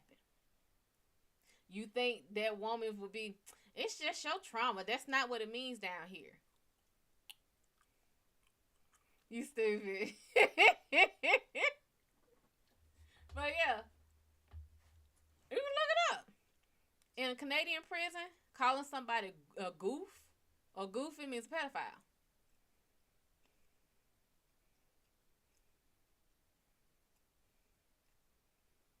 Like that's that same shit they did with Lizzo, and I'm mad as shit that Lizzo she buckled when she was talking about what was it? It was one of her fucking lyrics, and one of the lyrics that she said, everybody that I know knows that word to mean like silly, playful. Damn, what was it?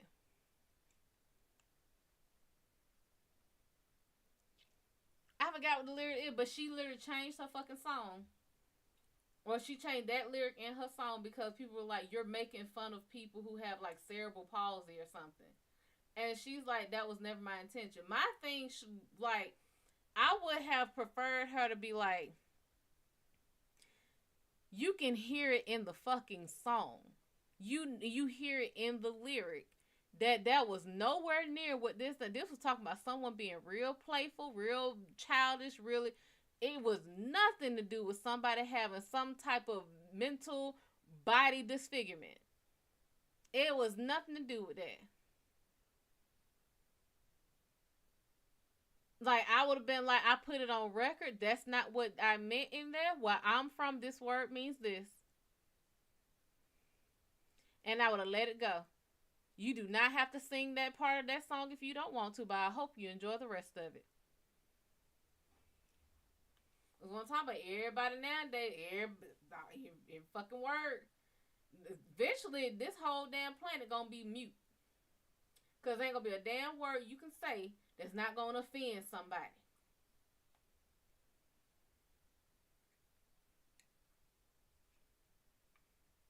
I really wish I remember what that fucking word was. This is a cultural thing. It means something different in her culture. Right. But what it was this was here in the States. And literally everybody who heard it was like, when did that become a thing? Like, what's the British guy? Like, he does, I think he has a TV station, a TV show or something. Oh, let me see. Hold on. I'm going to find the damn lyric.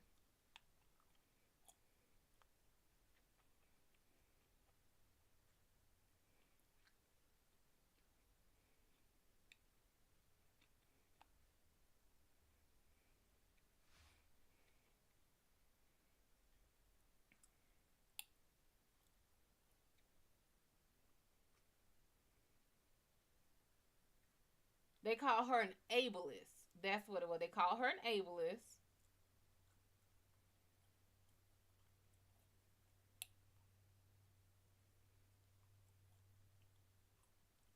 Sped. If I'm right, it was sped. What's a sped? Let me see. Spaz. That's it.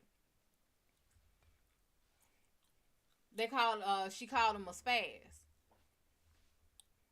Like in English, don't the OK symbol means running the train? I don't know. I think that means something in French. It might be in English, but I didn't know if it means running the train.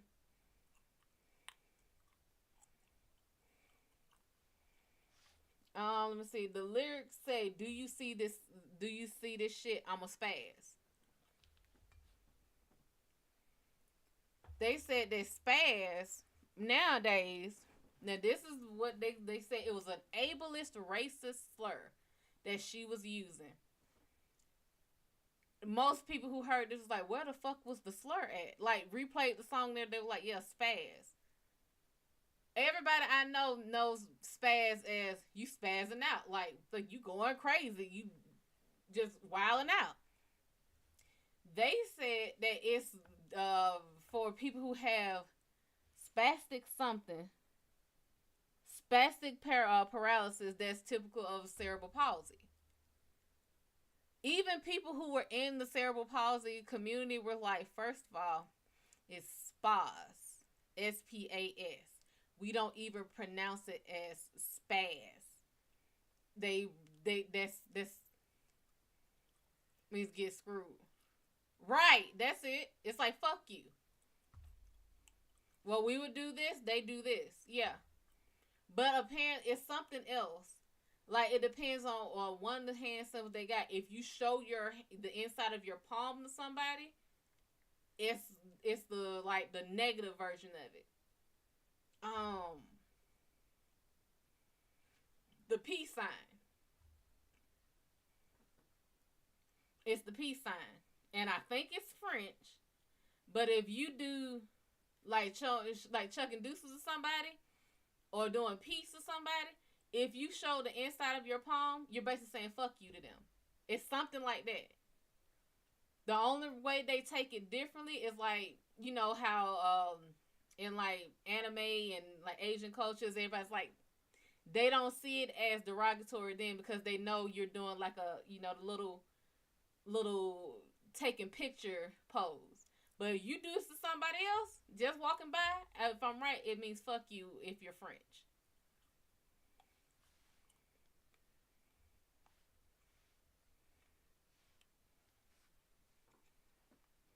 Like wanker. I don't even know how they consider wanker a derogatory term because they call it's like bitch. It's like you dirty wanker. Like it's I don't know. I'm not I'm not English, so I might be hearing it wrong.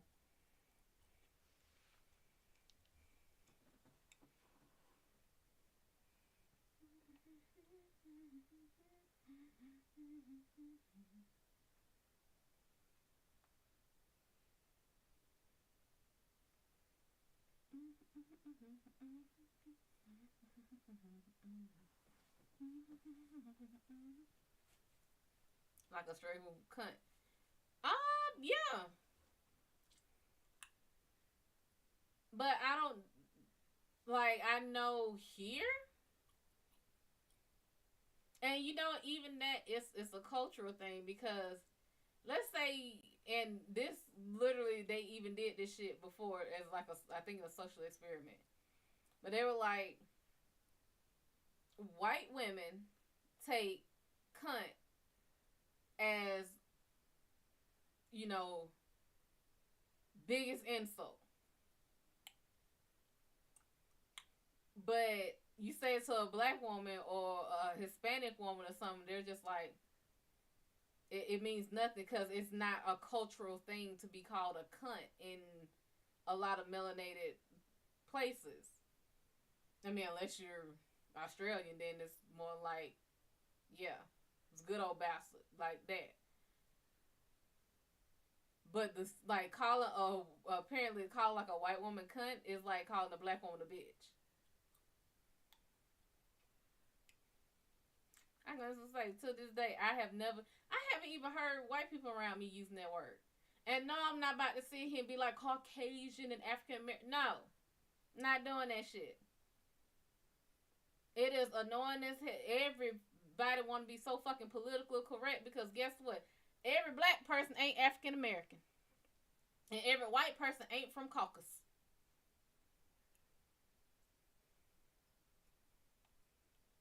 So yeah, it's a lot of shit. When I say you got to look at the climate that it's in, and the ones that told Lizzo, yeah, spaz means you're making fun of people who have spastic paralysis, and it's like she's not. She's not. That's not what that song was about. Y'all know it. Y'all just want something to fucking argue about. And the fact that she even went and changed the damn lyric. To me, I guess because of my background being in legal type things, I'm like, you just set a dangerous precedent. Because now they know that anytime there's an uproar about your shit, you gonna change it. And they gonna nickel and dime your ass down. Because I guarantee the next thing they gonna do, they gonna come for her weight. Right now they can't do it because it's body positivity and everything. They gonna try it. They gonna nickel and dime her ass down. Watch what I tell you. She gonna make another damn song and somebody from a little unknown fucking island gonna hear the song and be like, that's a racist term towards us. We're mer people. We're mer people. And she said there are other fish in the sea. Well, we find that racist. She gonna have to change the damn lyrics again. It's gonna be some stupid shit. Yeah, people from the Caucasus. The Caucasus Mountains.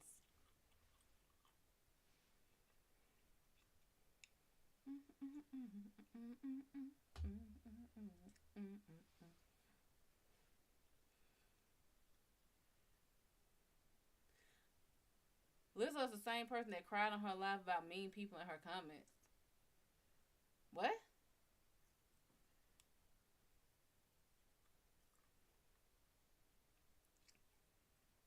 You know, I forgot who it was, but somebody said, when they got famous, they refused to look at any comments. I forgot if I can't remember who it was, but it was somebody, I want to say they might have been a blogger. And it's like a well-known, I think they're a YouTuber, a YouTube blogger, something like that. They don't look in the comments. It said, because the comments, they said, you're always going to see something hateful. It doesn't matter what you're putting up. Doesn't matter how wholesome it is. You're always going to sit there and see somebody being wicked for no reason. They just don't look. She was folding easy even before then. Yeah. Now, from what it looks like, Lizzo is, from what I can tell, Lizzo's a sweet person. I would love to fucking meet her. I would absolutely love it. But Lizzo seemed like she need that bitch for her friend.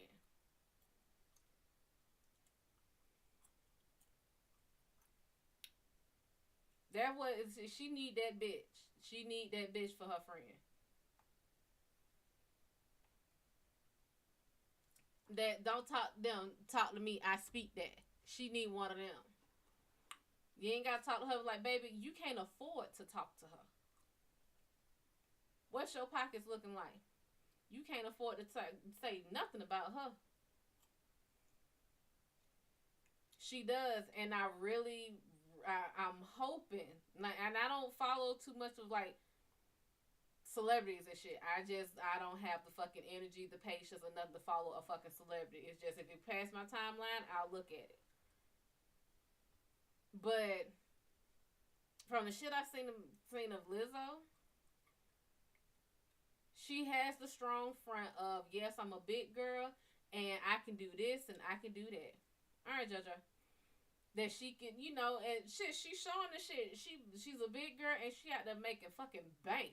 They let her blow into a fucking flute that is 200 years old. The history, it's the history people. It's a fucking flute over 200 years old. They let her blow into this flute. Here's the thing, damn well the person who made that flute didn't even like black folk. And you let her do it. To me, people don't understand the severity of what they let happen. Not only because this looked like one of those full crystalline fruits. Like, it's, and plus I play flute, so. The fact that she got to hold it. Because they have to clean that shit. They have to take care of that. All that moisture she's putting there just by, you gotta go back and clean that, get the fingerprints, the oils from your fingers and everything off. That's why she was like, oh shit. Y'all, it's a 200-year-old fucking flute. And hit some notes and was like, yeah. Because there ain't no real playing that. No. They can't risk a spring They can't risk anything messing up.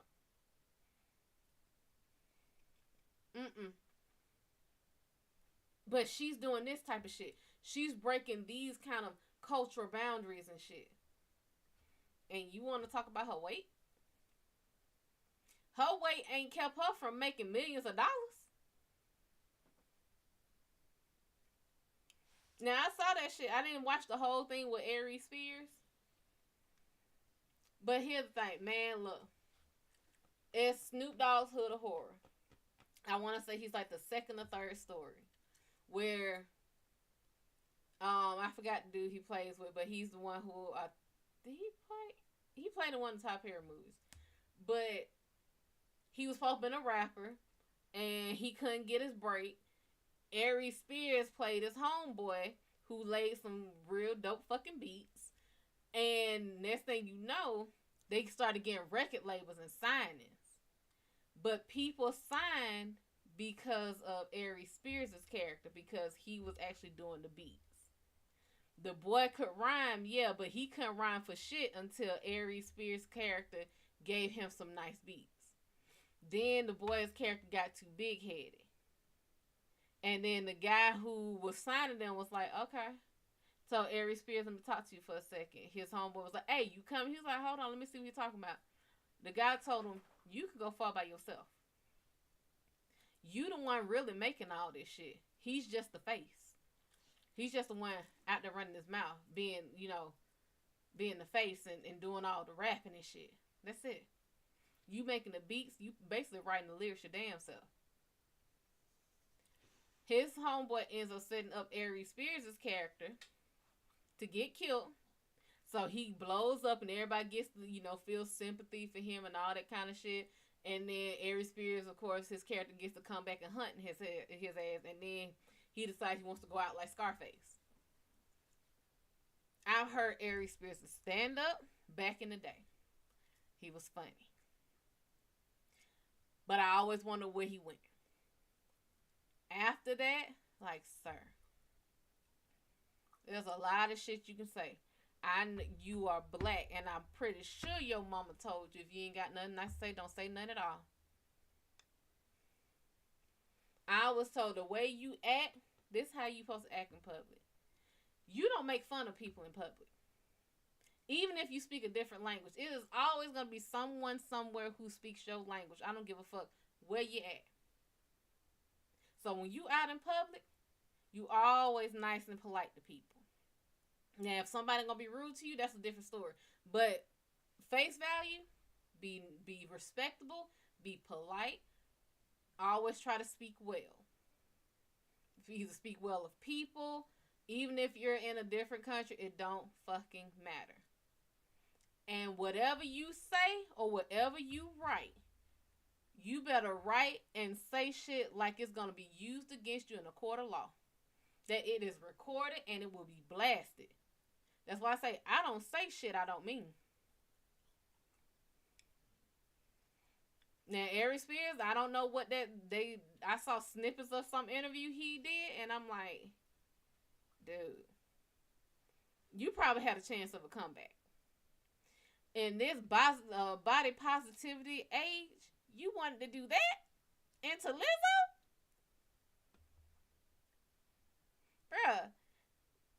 Bruh. That's like if somebody were to talk shit about Bob Ross, about Mr. Rogers, you would burn the whole city down if somebody said something about Mr. We're going to make some happy little trees. Just little happy trees. Yeah. Yeah. They try to do that shit to Eminem too. Talking about son, he was one of the causes for kids to be violent and shit, and he's like, the fuck. And I swear, I think it was Cardi. Cardi said that shit best. I'm the entertainer. You can't hold me accountable. Yes, he was, and I think he was a sergeant. I want to say he was an E4 or E5. That motherfucker, and he even said he got out of the military because he could not stand being mean. He couldn't stand it. He started painting to try to ease his mind and, you know, decompress, and he just started liking it.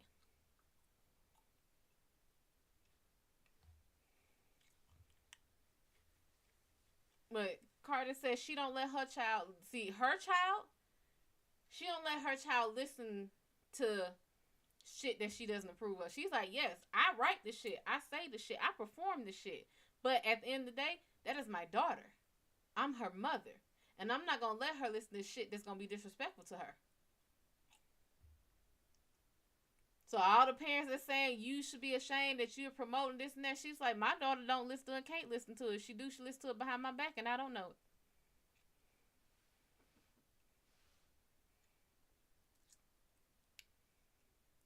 Now, some motherfuckers are stupid. And because lyrics are supposed to be like creative license, it's like telling the story, making a movie. It's not supposed to be real. But when your ass starts singing about real shit, places where real bodies are, and people trying to figure out, well, how the fuck this you know this in this damn song, yeah, you gonna have some people come sleep at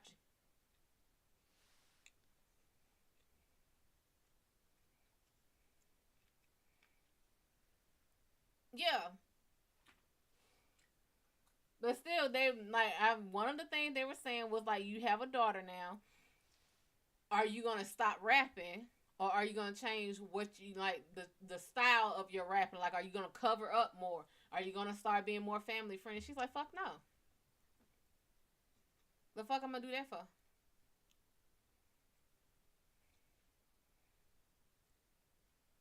It's like, I'm gonna be her mother, and I'm gonna let her listen to what I approve of.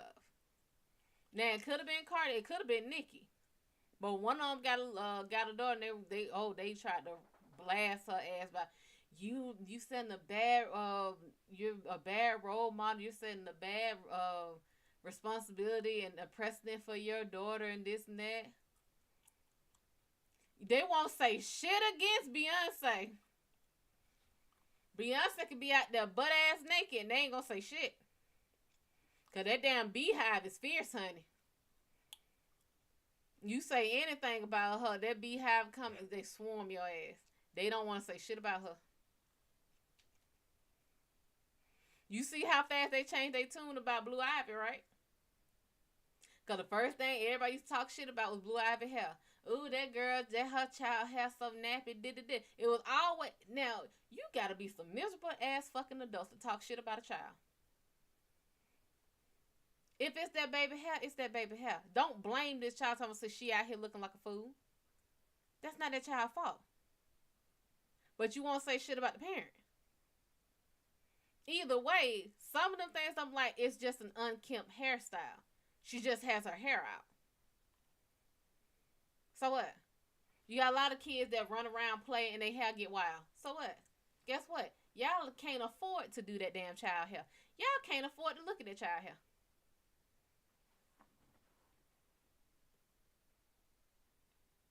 I don't get it. It's the picky shit I don't get. They pick and choose who they want to fuck with. See, they don't want to fuck with Beyonce because Beyonce get back with their ass.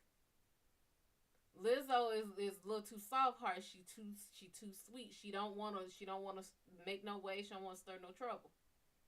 She need that friend that don't give a fuck. To be fair, she need that friend that's like, and how much do you make a year?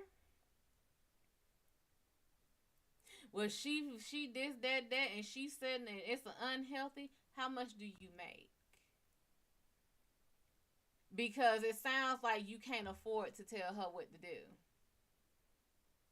It sounds like you can't afford to make your opinion matter to her. That's what that sounds like. I make $600,000 a year. You can't afford to tell her nothing. You can't afford to give her a coupon. Mm-mm. That's what Lizzo needs. Lizzo, if you ever see my live, baby. Hey, hi, I'm MadamShadO. Nice to meet you. Good to see you. Baby doll, next time somebody want to talk shit about you, don't you ever sit here and cry because somebody talking shit about you. You hear me? Guess what? You got plenty of people out there big. They can call you anything they want to. What Medea say is what you answer to.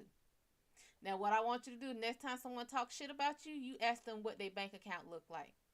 Because they have to make a certain amount to sit here and be able to have a conversation with you. That's how you do that. That's how you end all of that.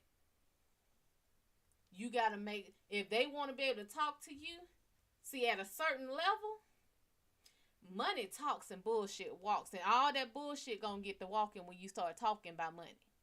Okay? So if somebody wants to sit here and say, oh, you fat, you this, talk dirty to me. I want to hear them dirty hundreds. You ain't got none. You can't afford to get them out here. Can't afford it. Money is one of the dirtiest things out there. It passed everywhere. So next time somebody talks shit about you, Lizzo, ask them how much they make. Because then you ask them, now how much do you make to make your opinion count? It won't.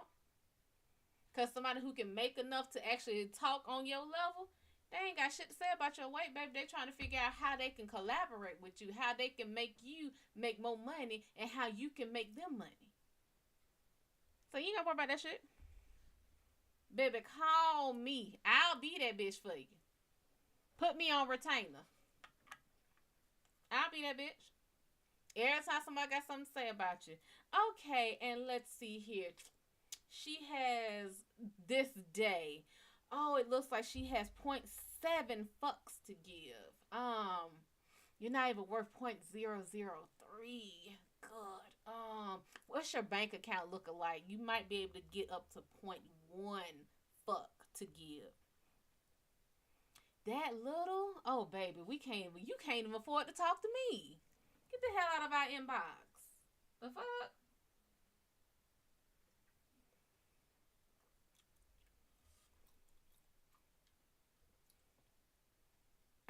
Lizzo's engaged, ain't she? Or I know she's supposed to be dating. That's what she was engaged. I'm gonna talk shit about this girl. She got a rock on her finger that can feed a goddamn country.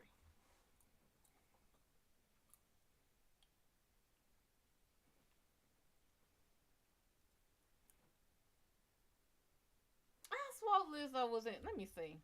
I swore I saw Lizzo was engaged.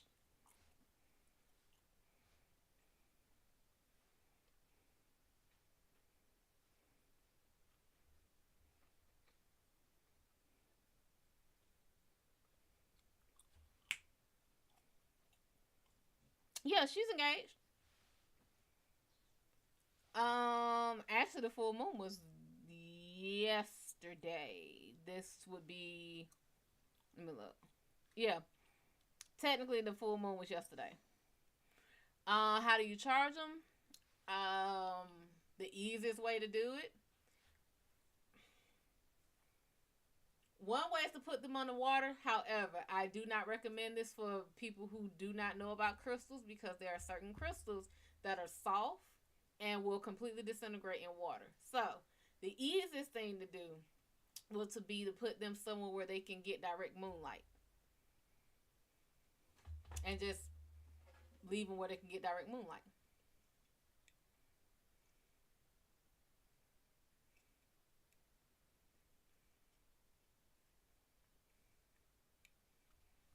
So that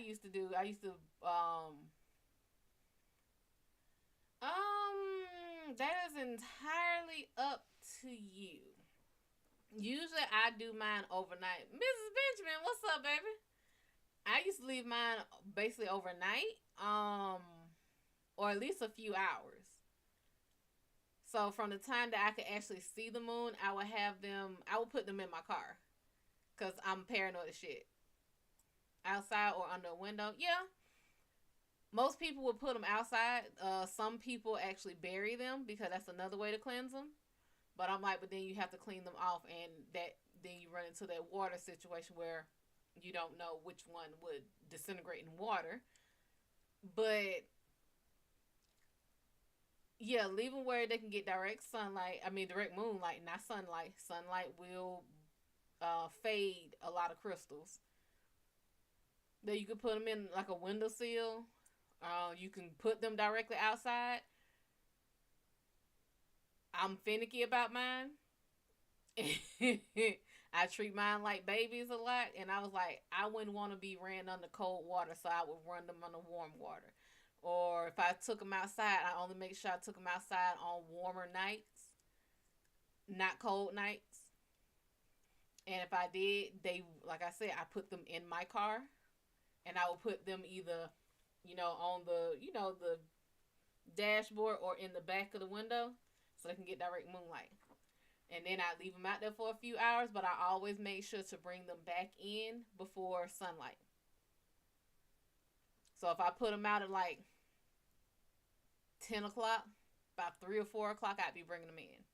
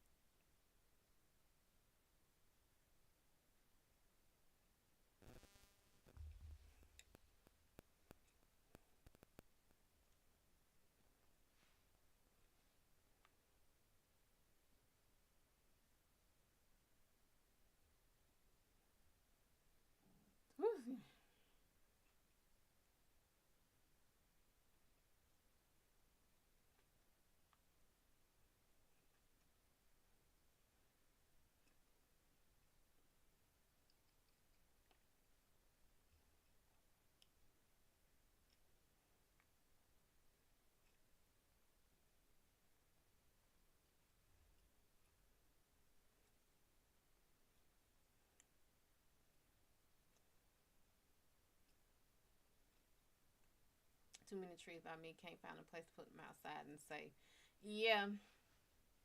Like, and that's kind of an issue with a lot a lot of people. Like with me, where I would clearly see the moon would be my backyard. However, I got a shitload of trees back there. I'm not putting it out on the patio because I don't have a screen in patio. I could easily just put them in the driveway. However, I'm paranoid as shit. Like, I live in a very safe neighborhood, but I don't like the idea of my shit just being out there. I don't want to have to pull my car out of my garage, put it in my driveway to put my crystals in the window to get the direct moonlight, and then lock up my garage, and then lock up the car, and then come back and do that shit all over again. I don't want to do that.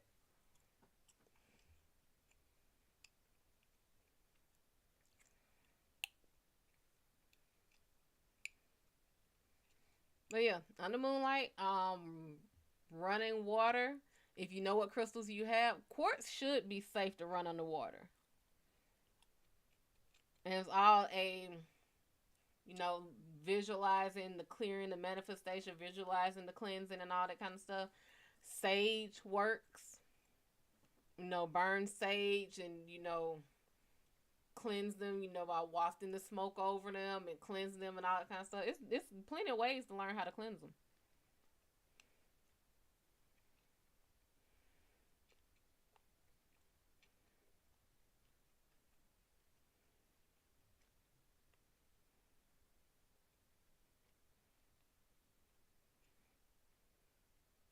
Yeah, you can use sage to cleanse them.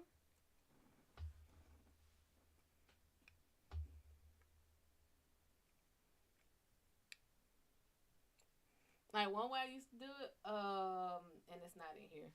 I had this basket, and I would put as many crystals as I could in the basket, and would put it over, like if I had sage burning in it, and would let the smoke, waft up into it. Would it charge them? It's more cleansing.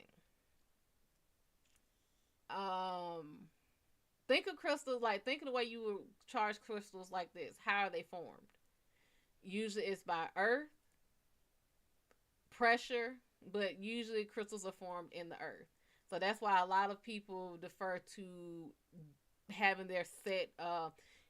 Matter of fact, one way to do it is you could get a flower pot and dig up some earth and place the crystals in the earth. That will charge them. Some people prefer to put it in earth, like to dig a hole in the actual ground because it's like, it's still connected to the earth and everything. But if you don't have a lot of crystals, I think, yeah, a flower pot, put some soil in there, cover them up.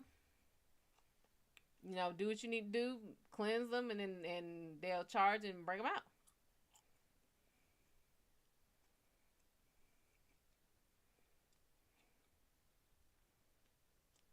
Man, don't even have to be a flower pot. It could be like a little cup or something. That I don't know how many crystals you have.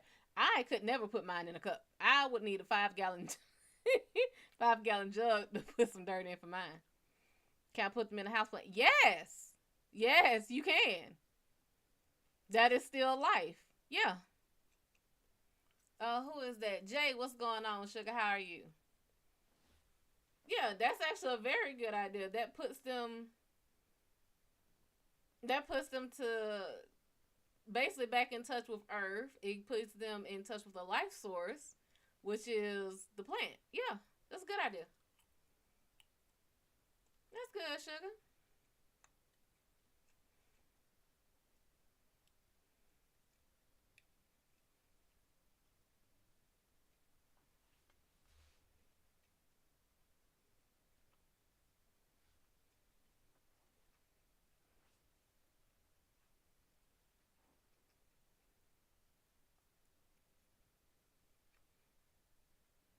How can I help you, Jay?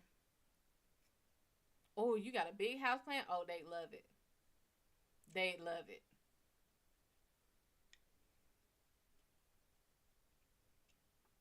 They would absolutely love it. That plant will pull anything from it, recycle it into the earth. Yeah, that's a good idea. That's a fucking amazing idea. Hell, I need to look into that my damn self.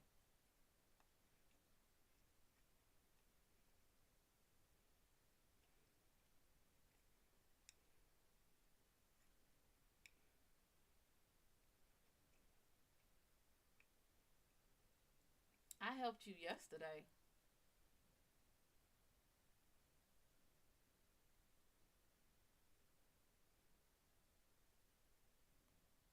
I don't remember somebody just named Oh, taxes. Was your name Jay yesterday? I feel like your name was something else. Because I just got the crystals over the week and they haven't been charged yet. It's a cleansing at jade. Okay, that's it. It's a cleansing and a yeah.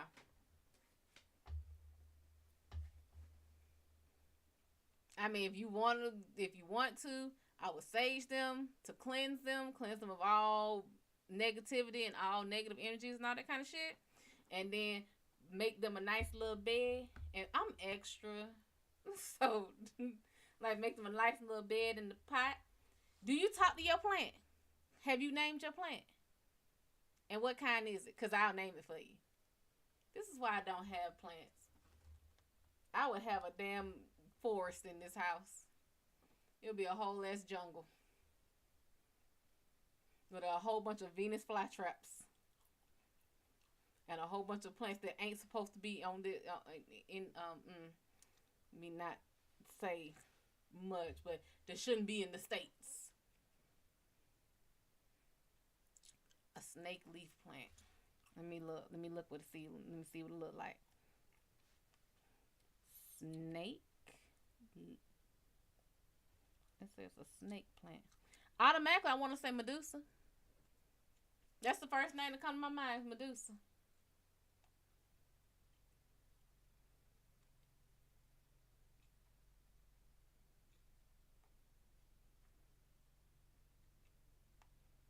Is it this?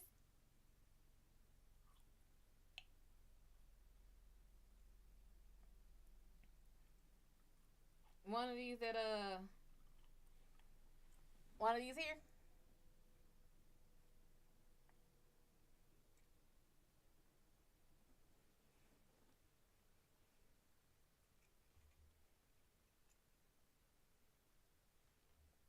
I mean, the fact that it's a snake. The first thing I want to say is Medusa. However, that would just be me.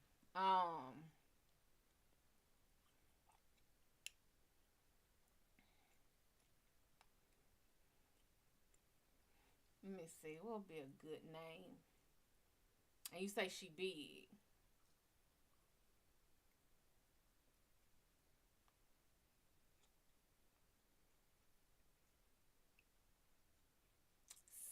Now, I hope I hope that plant smack you in the back of your damn head. Go ahead and name Steven in. That's your plant. Let me hush. That is not my plant to sit here and be naming.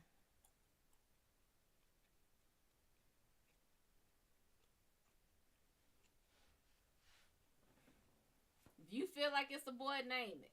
Feel like it's a girl, name it. God damn, Steven. Ooh, I already got dad jokes.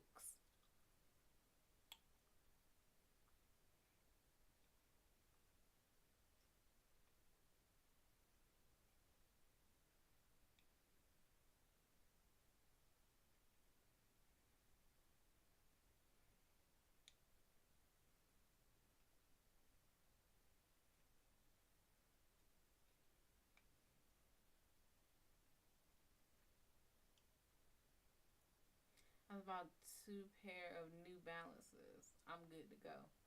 The shoes or like balances and the scales? Wait a minute.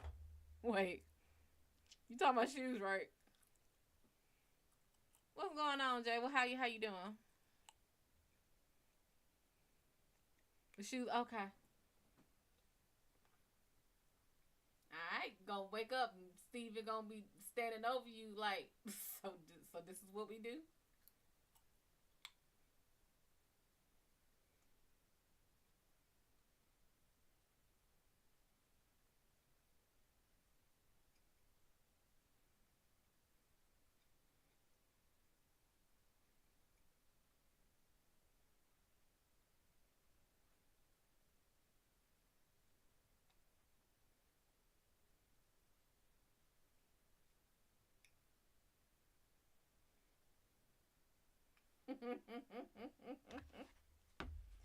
Oh my god.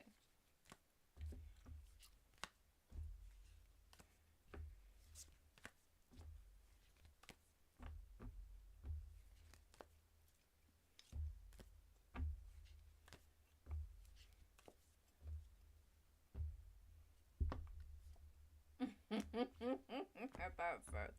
I'm 30, so I'm ready to settle down. That's why this moving in thing is so important. Baby, you are 30. And I get it, the way society nowadays has us all thinking is, you we are not in the days of our grandparents and great grandparents where they were having kids at 15 and 17 so they can help take care of their younger brothers, and so they weren't doing that. Like we're not doing that. Our life expectancy is very, very long. Even our grandparents have had long life expectancies. It's okay to not know. It's okay to be. It's okay. You know how many times I've been told by different people, "Oh man, you ain't got no kids yet. You don't want none." Hell, I still don't know if I want kids. I just know they're coming. I've known for since I was young how many kids I was gonna have. I've always known it. It's only now that I'm like, I'm not sure if I want them. Looking at this climate, looking at how people view relationships, family, love, all that shit, it's like, yeah, this is a great idea when I was a kid, but now the reality of it, not sure if I would want them. I would love them because they would be mine, but in this, no, I would. I don't know if I'd ever want to bring kids up in this world. And I gotta think, Most likely our parents thought the same thing. I know they're coming. So it's literally one of two things. Either I'm ready or I get ready. It's like an inevitable thing that's going to happen. At least that's what I know for me. Now for you, I get it. 30 to a lot of people sounds old. Oh my God. You're 30? You don't have kids? You're not married? You're not. Guess what? Most of the people that I know who went the route of what society told them to do, which was get married young. You know, that fairy tale they told every little girl, that lie. Find your Prince Charming and all that bullshit. Like, this the fucking messages I'm getting right now. But find your Prince Charming, settle down, get married, have children, do all that shit. Do you know every fucking person that I know that had kids early, that got married early, are either right now on their second husband or complete whores. I mean, just the fucking to do what fucking do. If they're married to the same person, they are miserable because they were only taught to get married, to procreate. That's it. They were not taught how to love, honor, respect each other. They weren't taught that part. It is you find somebody you like enough to fuck, you fuck them and you settle down and you have some kids. Damn if you're compatible. Damn if y'all are on the same path. Damn if y'all want the same thing in life. Find something you like, fuck it, and keep it.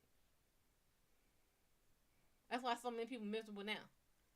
I honestly believe, and I'm so glad my mom was there on me the way she was. Your 20s are for your fuck-ups. Your 20s are for your mistakes. Your 20s are for you to figure out what it is you do and don't want. I can honestly say the person I am now would not be the same person that I would have been 10 years, 15 years ago if I would have had a kid. You know how much shit I have worked out within just the last 2 years. Let's put 2 years. Anybody can sit here and make sure a kid don't die. Okay? You can make sure to clean the kid and to feed the kid. Anybody can do that. But raising is something different. Don't feel like you're rushed into it. Because guess what? I love using this example. Liam fucking Neeson. That motherfucker didn't really make his bones until he was in his, 50s, 40s, 50s? Yeah, we have to realize our parents were growing up, too, when they had... Exactly. I did not realize how young... Let's play this. I want you, everybody, if everybody could actually just stop and just think how old their parents are. And how old the people are now. That's the first thing. And then realize a lot of our parents were in their early 20s when they were raising us. Late 20s if they're lucky. These were still technically babies raising babies. A lot of people didn't... D, what's up? A lot of people didn't grow up with mom and dad in the house because mom and dad had to go out and work and pay bills. These were still babies. Why do you think a lot of grandparents were involved in stuff? Because by then, the grandparents done work, they done raised theirs. Now hey, I need you, can you watch them so I can go to work and then come pick them up? Lord, DJ, what you done did? Because you a little too damn happy. When I look at my mom, and I look at the pictures of her when I was a kid, and realize just how old she was my age now.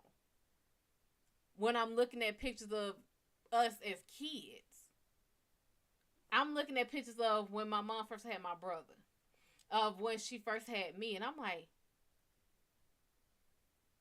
she was my age. And all I can think of is how strong she was. All I can think of is, as a kid, mama got it. Mama can handle it. Not thinking that Guess what? If I had a kid, that would be me right now. And all my kid would know is that mama got this. I'm like, I'm a fucking basket case right now. I don't feel like I have shit going on. I don't feel like I know what the fuck I'm doing in life.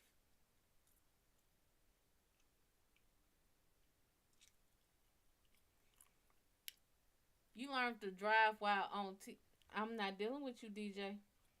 I'm not dealing with you, DJ.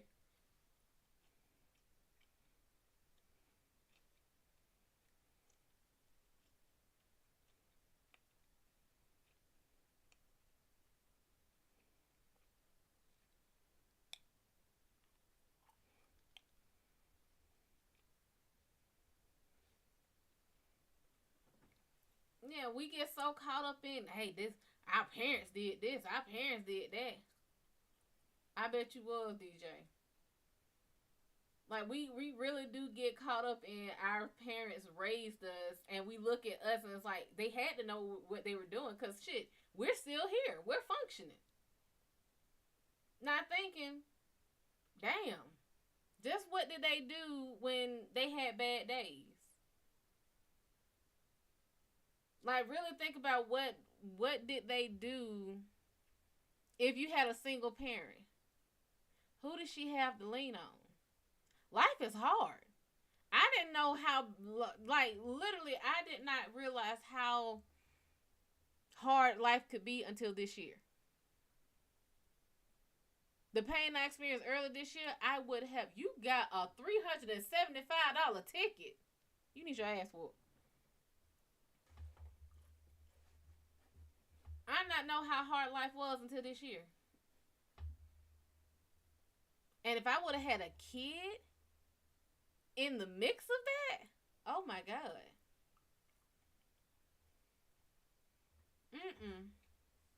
There's no way. So JoJo, don't feel rushed. Don't feel like you have to just go out there and get married and stuff. Because honestly, some of these questions you ask, it sounds like you really don't want to get married. It sounds more like, this is what they told me I have to do. This is what's expected, so this is what I'm going to do. Do you want to get married right now? Or would you rather spend more time figuring out who you are? What you want to do? Because guess what? 30, you still don't know what the fuck you want to do. All 30 is the old days, new 20.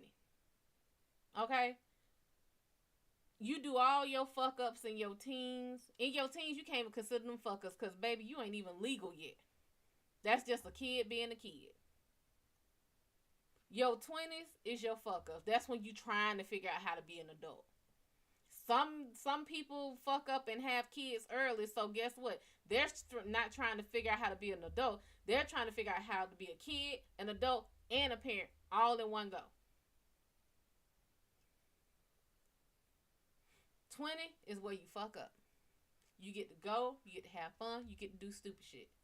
In your 30s is when you finally realize, okay, I say about between 30 and 35 is when you done figured out, okay, I done had these mistakes, I done did this, and this didn't work. Now this is where you starting to find this is where you starting to get your groove.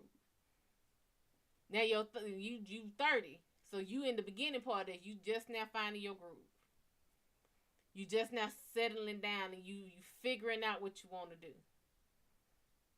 Now, I ain't saying you got to figure it out, but you kind of got a path. You kind of got an eye in what direction you want to do. Like, I want to go this way. I want someone to be happy with. Might be my love language time. I haven't seen my girl in over a week. It probably is your love language. But you got to think with that it's a lot more in that because you haven't seen her. Have you talked to her? Because quality time can still be time on the phone. Maybe your love language is physical touch. You talk every day. So I can't say it's not quality time. It might be the way y'all are talking. If it's not one-on-one, if it's not in depth, if it's not intimate, you may not see that as quality time. But if it is like that and y'all are focused on each other and it's still not enough, you might be missing the physical touch aspect.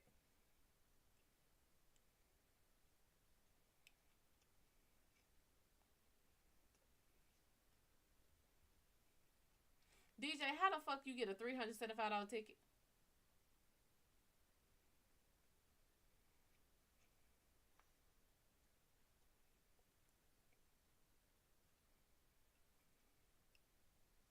Yeah, you're probably missing the cuddling up, the hugs, the playful shoulder shrug, the pops on the ass and stuff like that. You're probably missing that.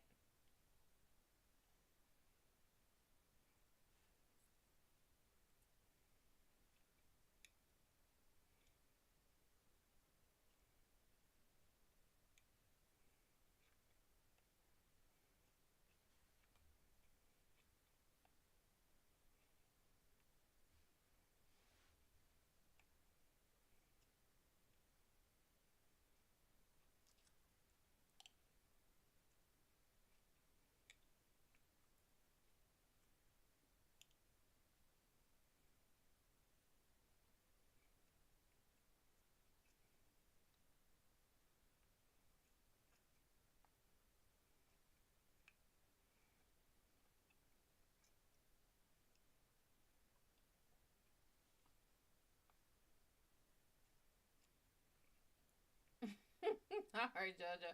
And since DJ ain't saying shit, good night. In fact, I'm about to get out of here. I'm about to get out of here on time. Kinda. I'm gonna put my coffee back in the refrigerator. Let it get icy, icy cold.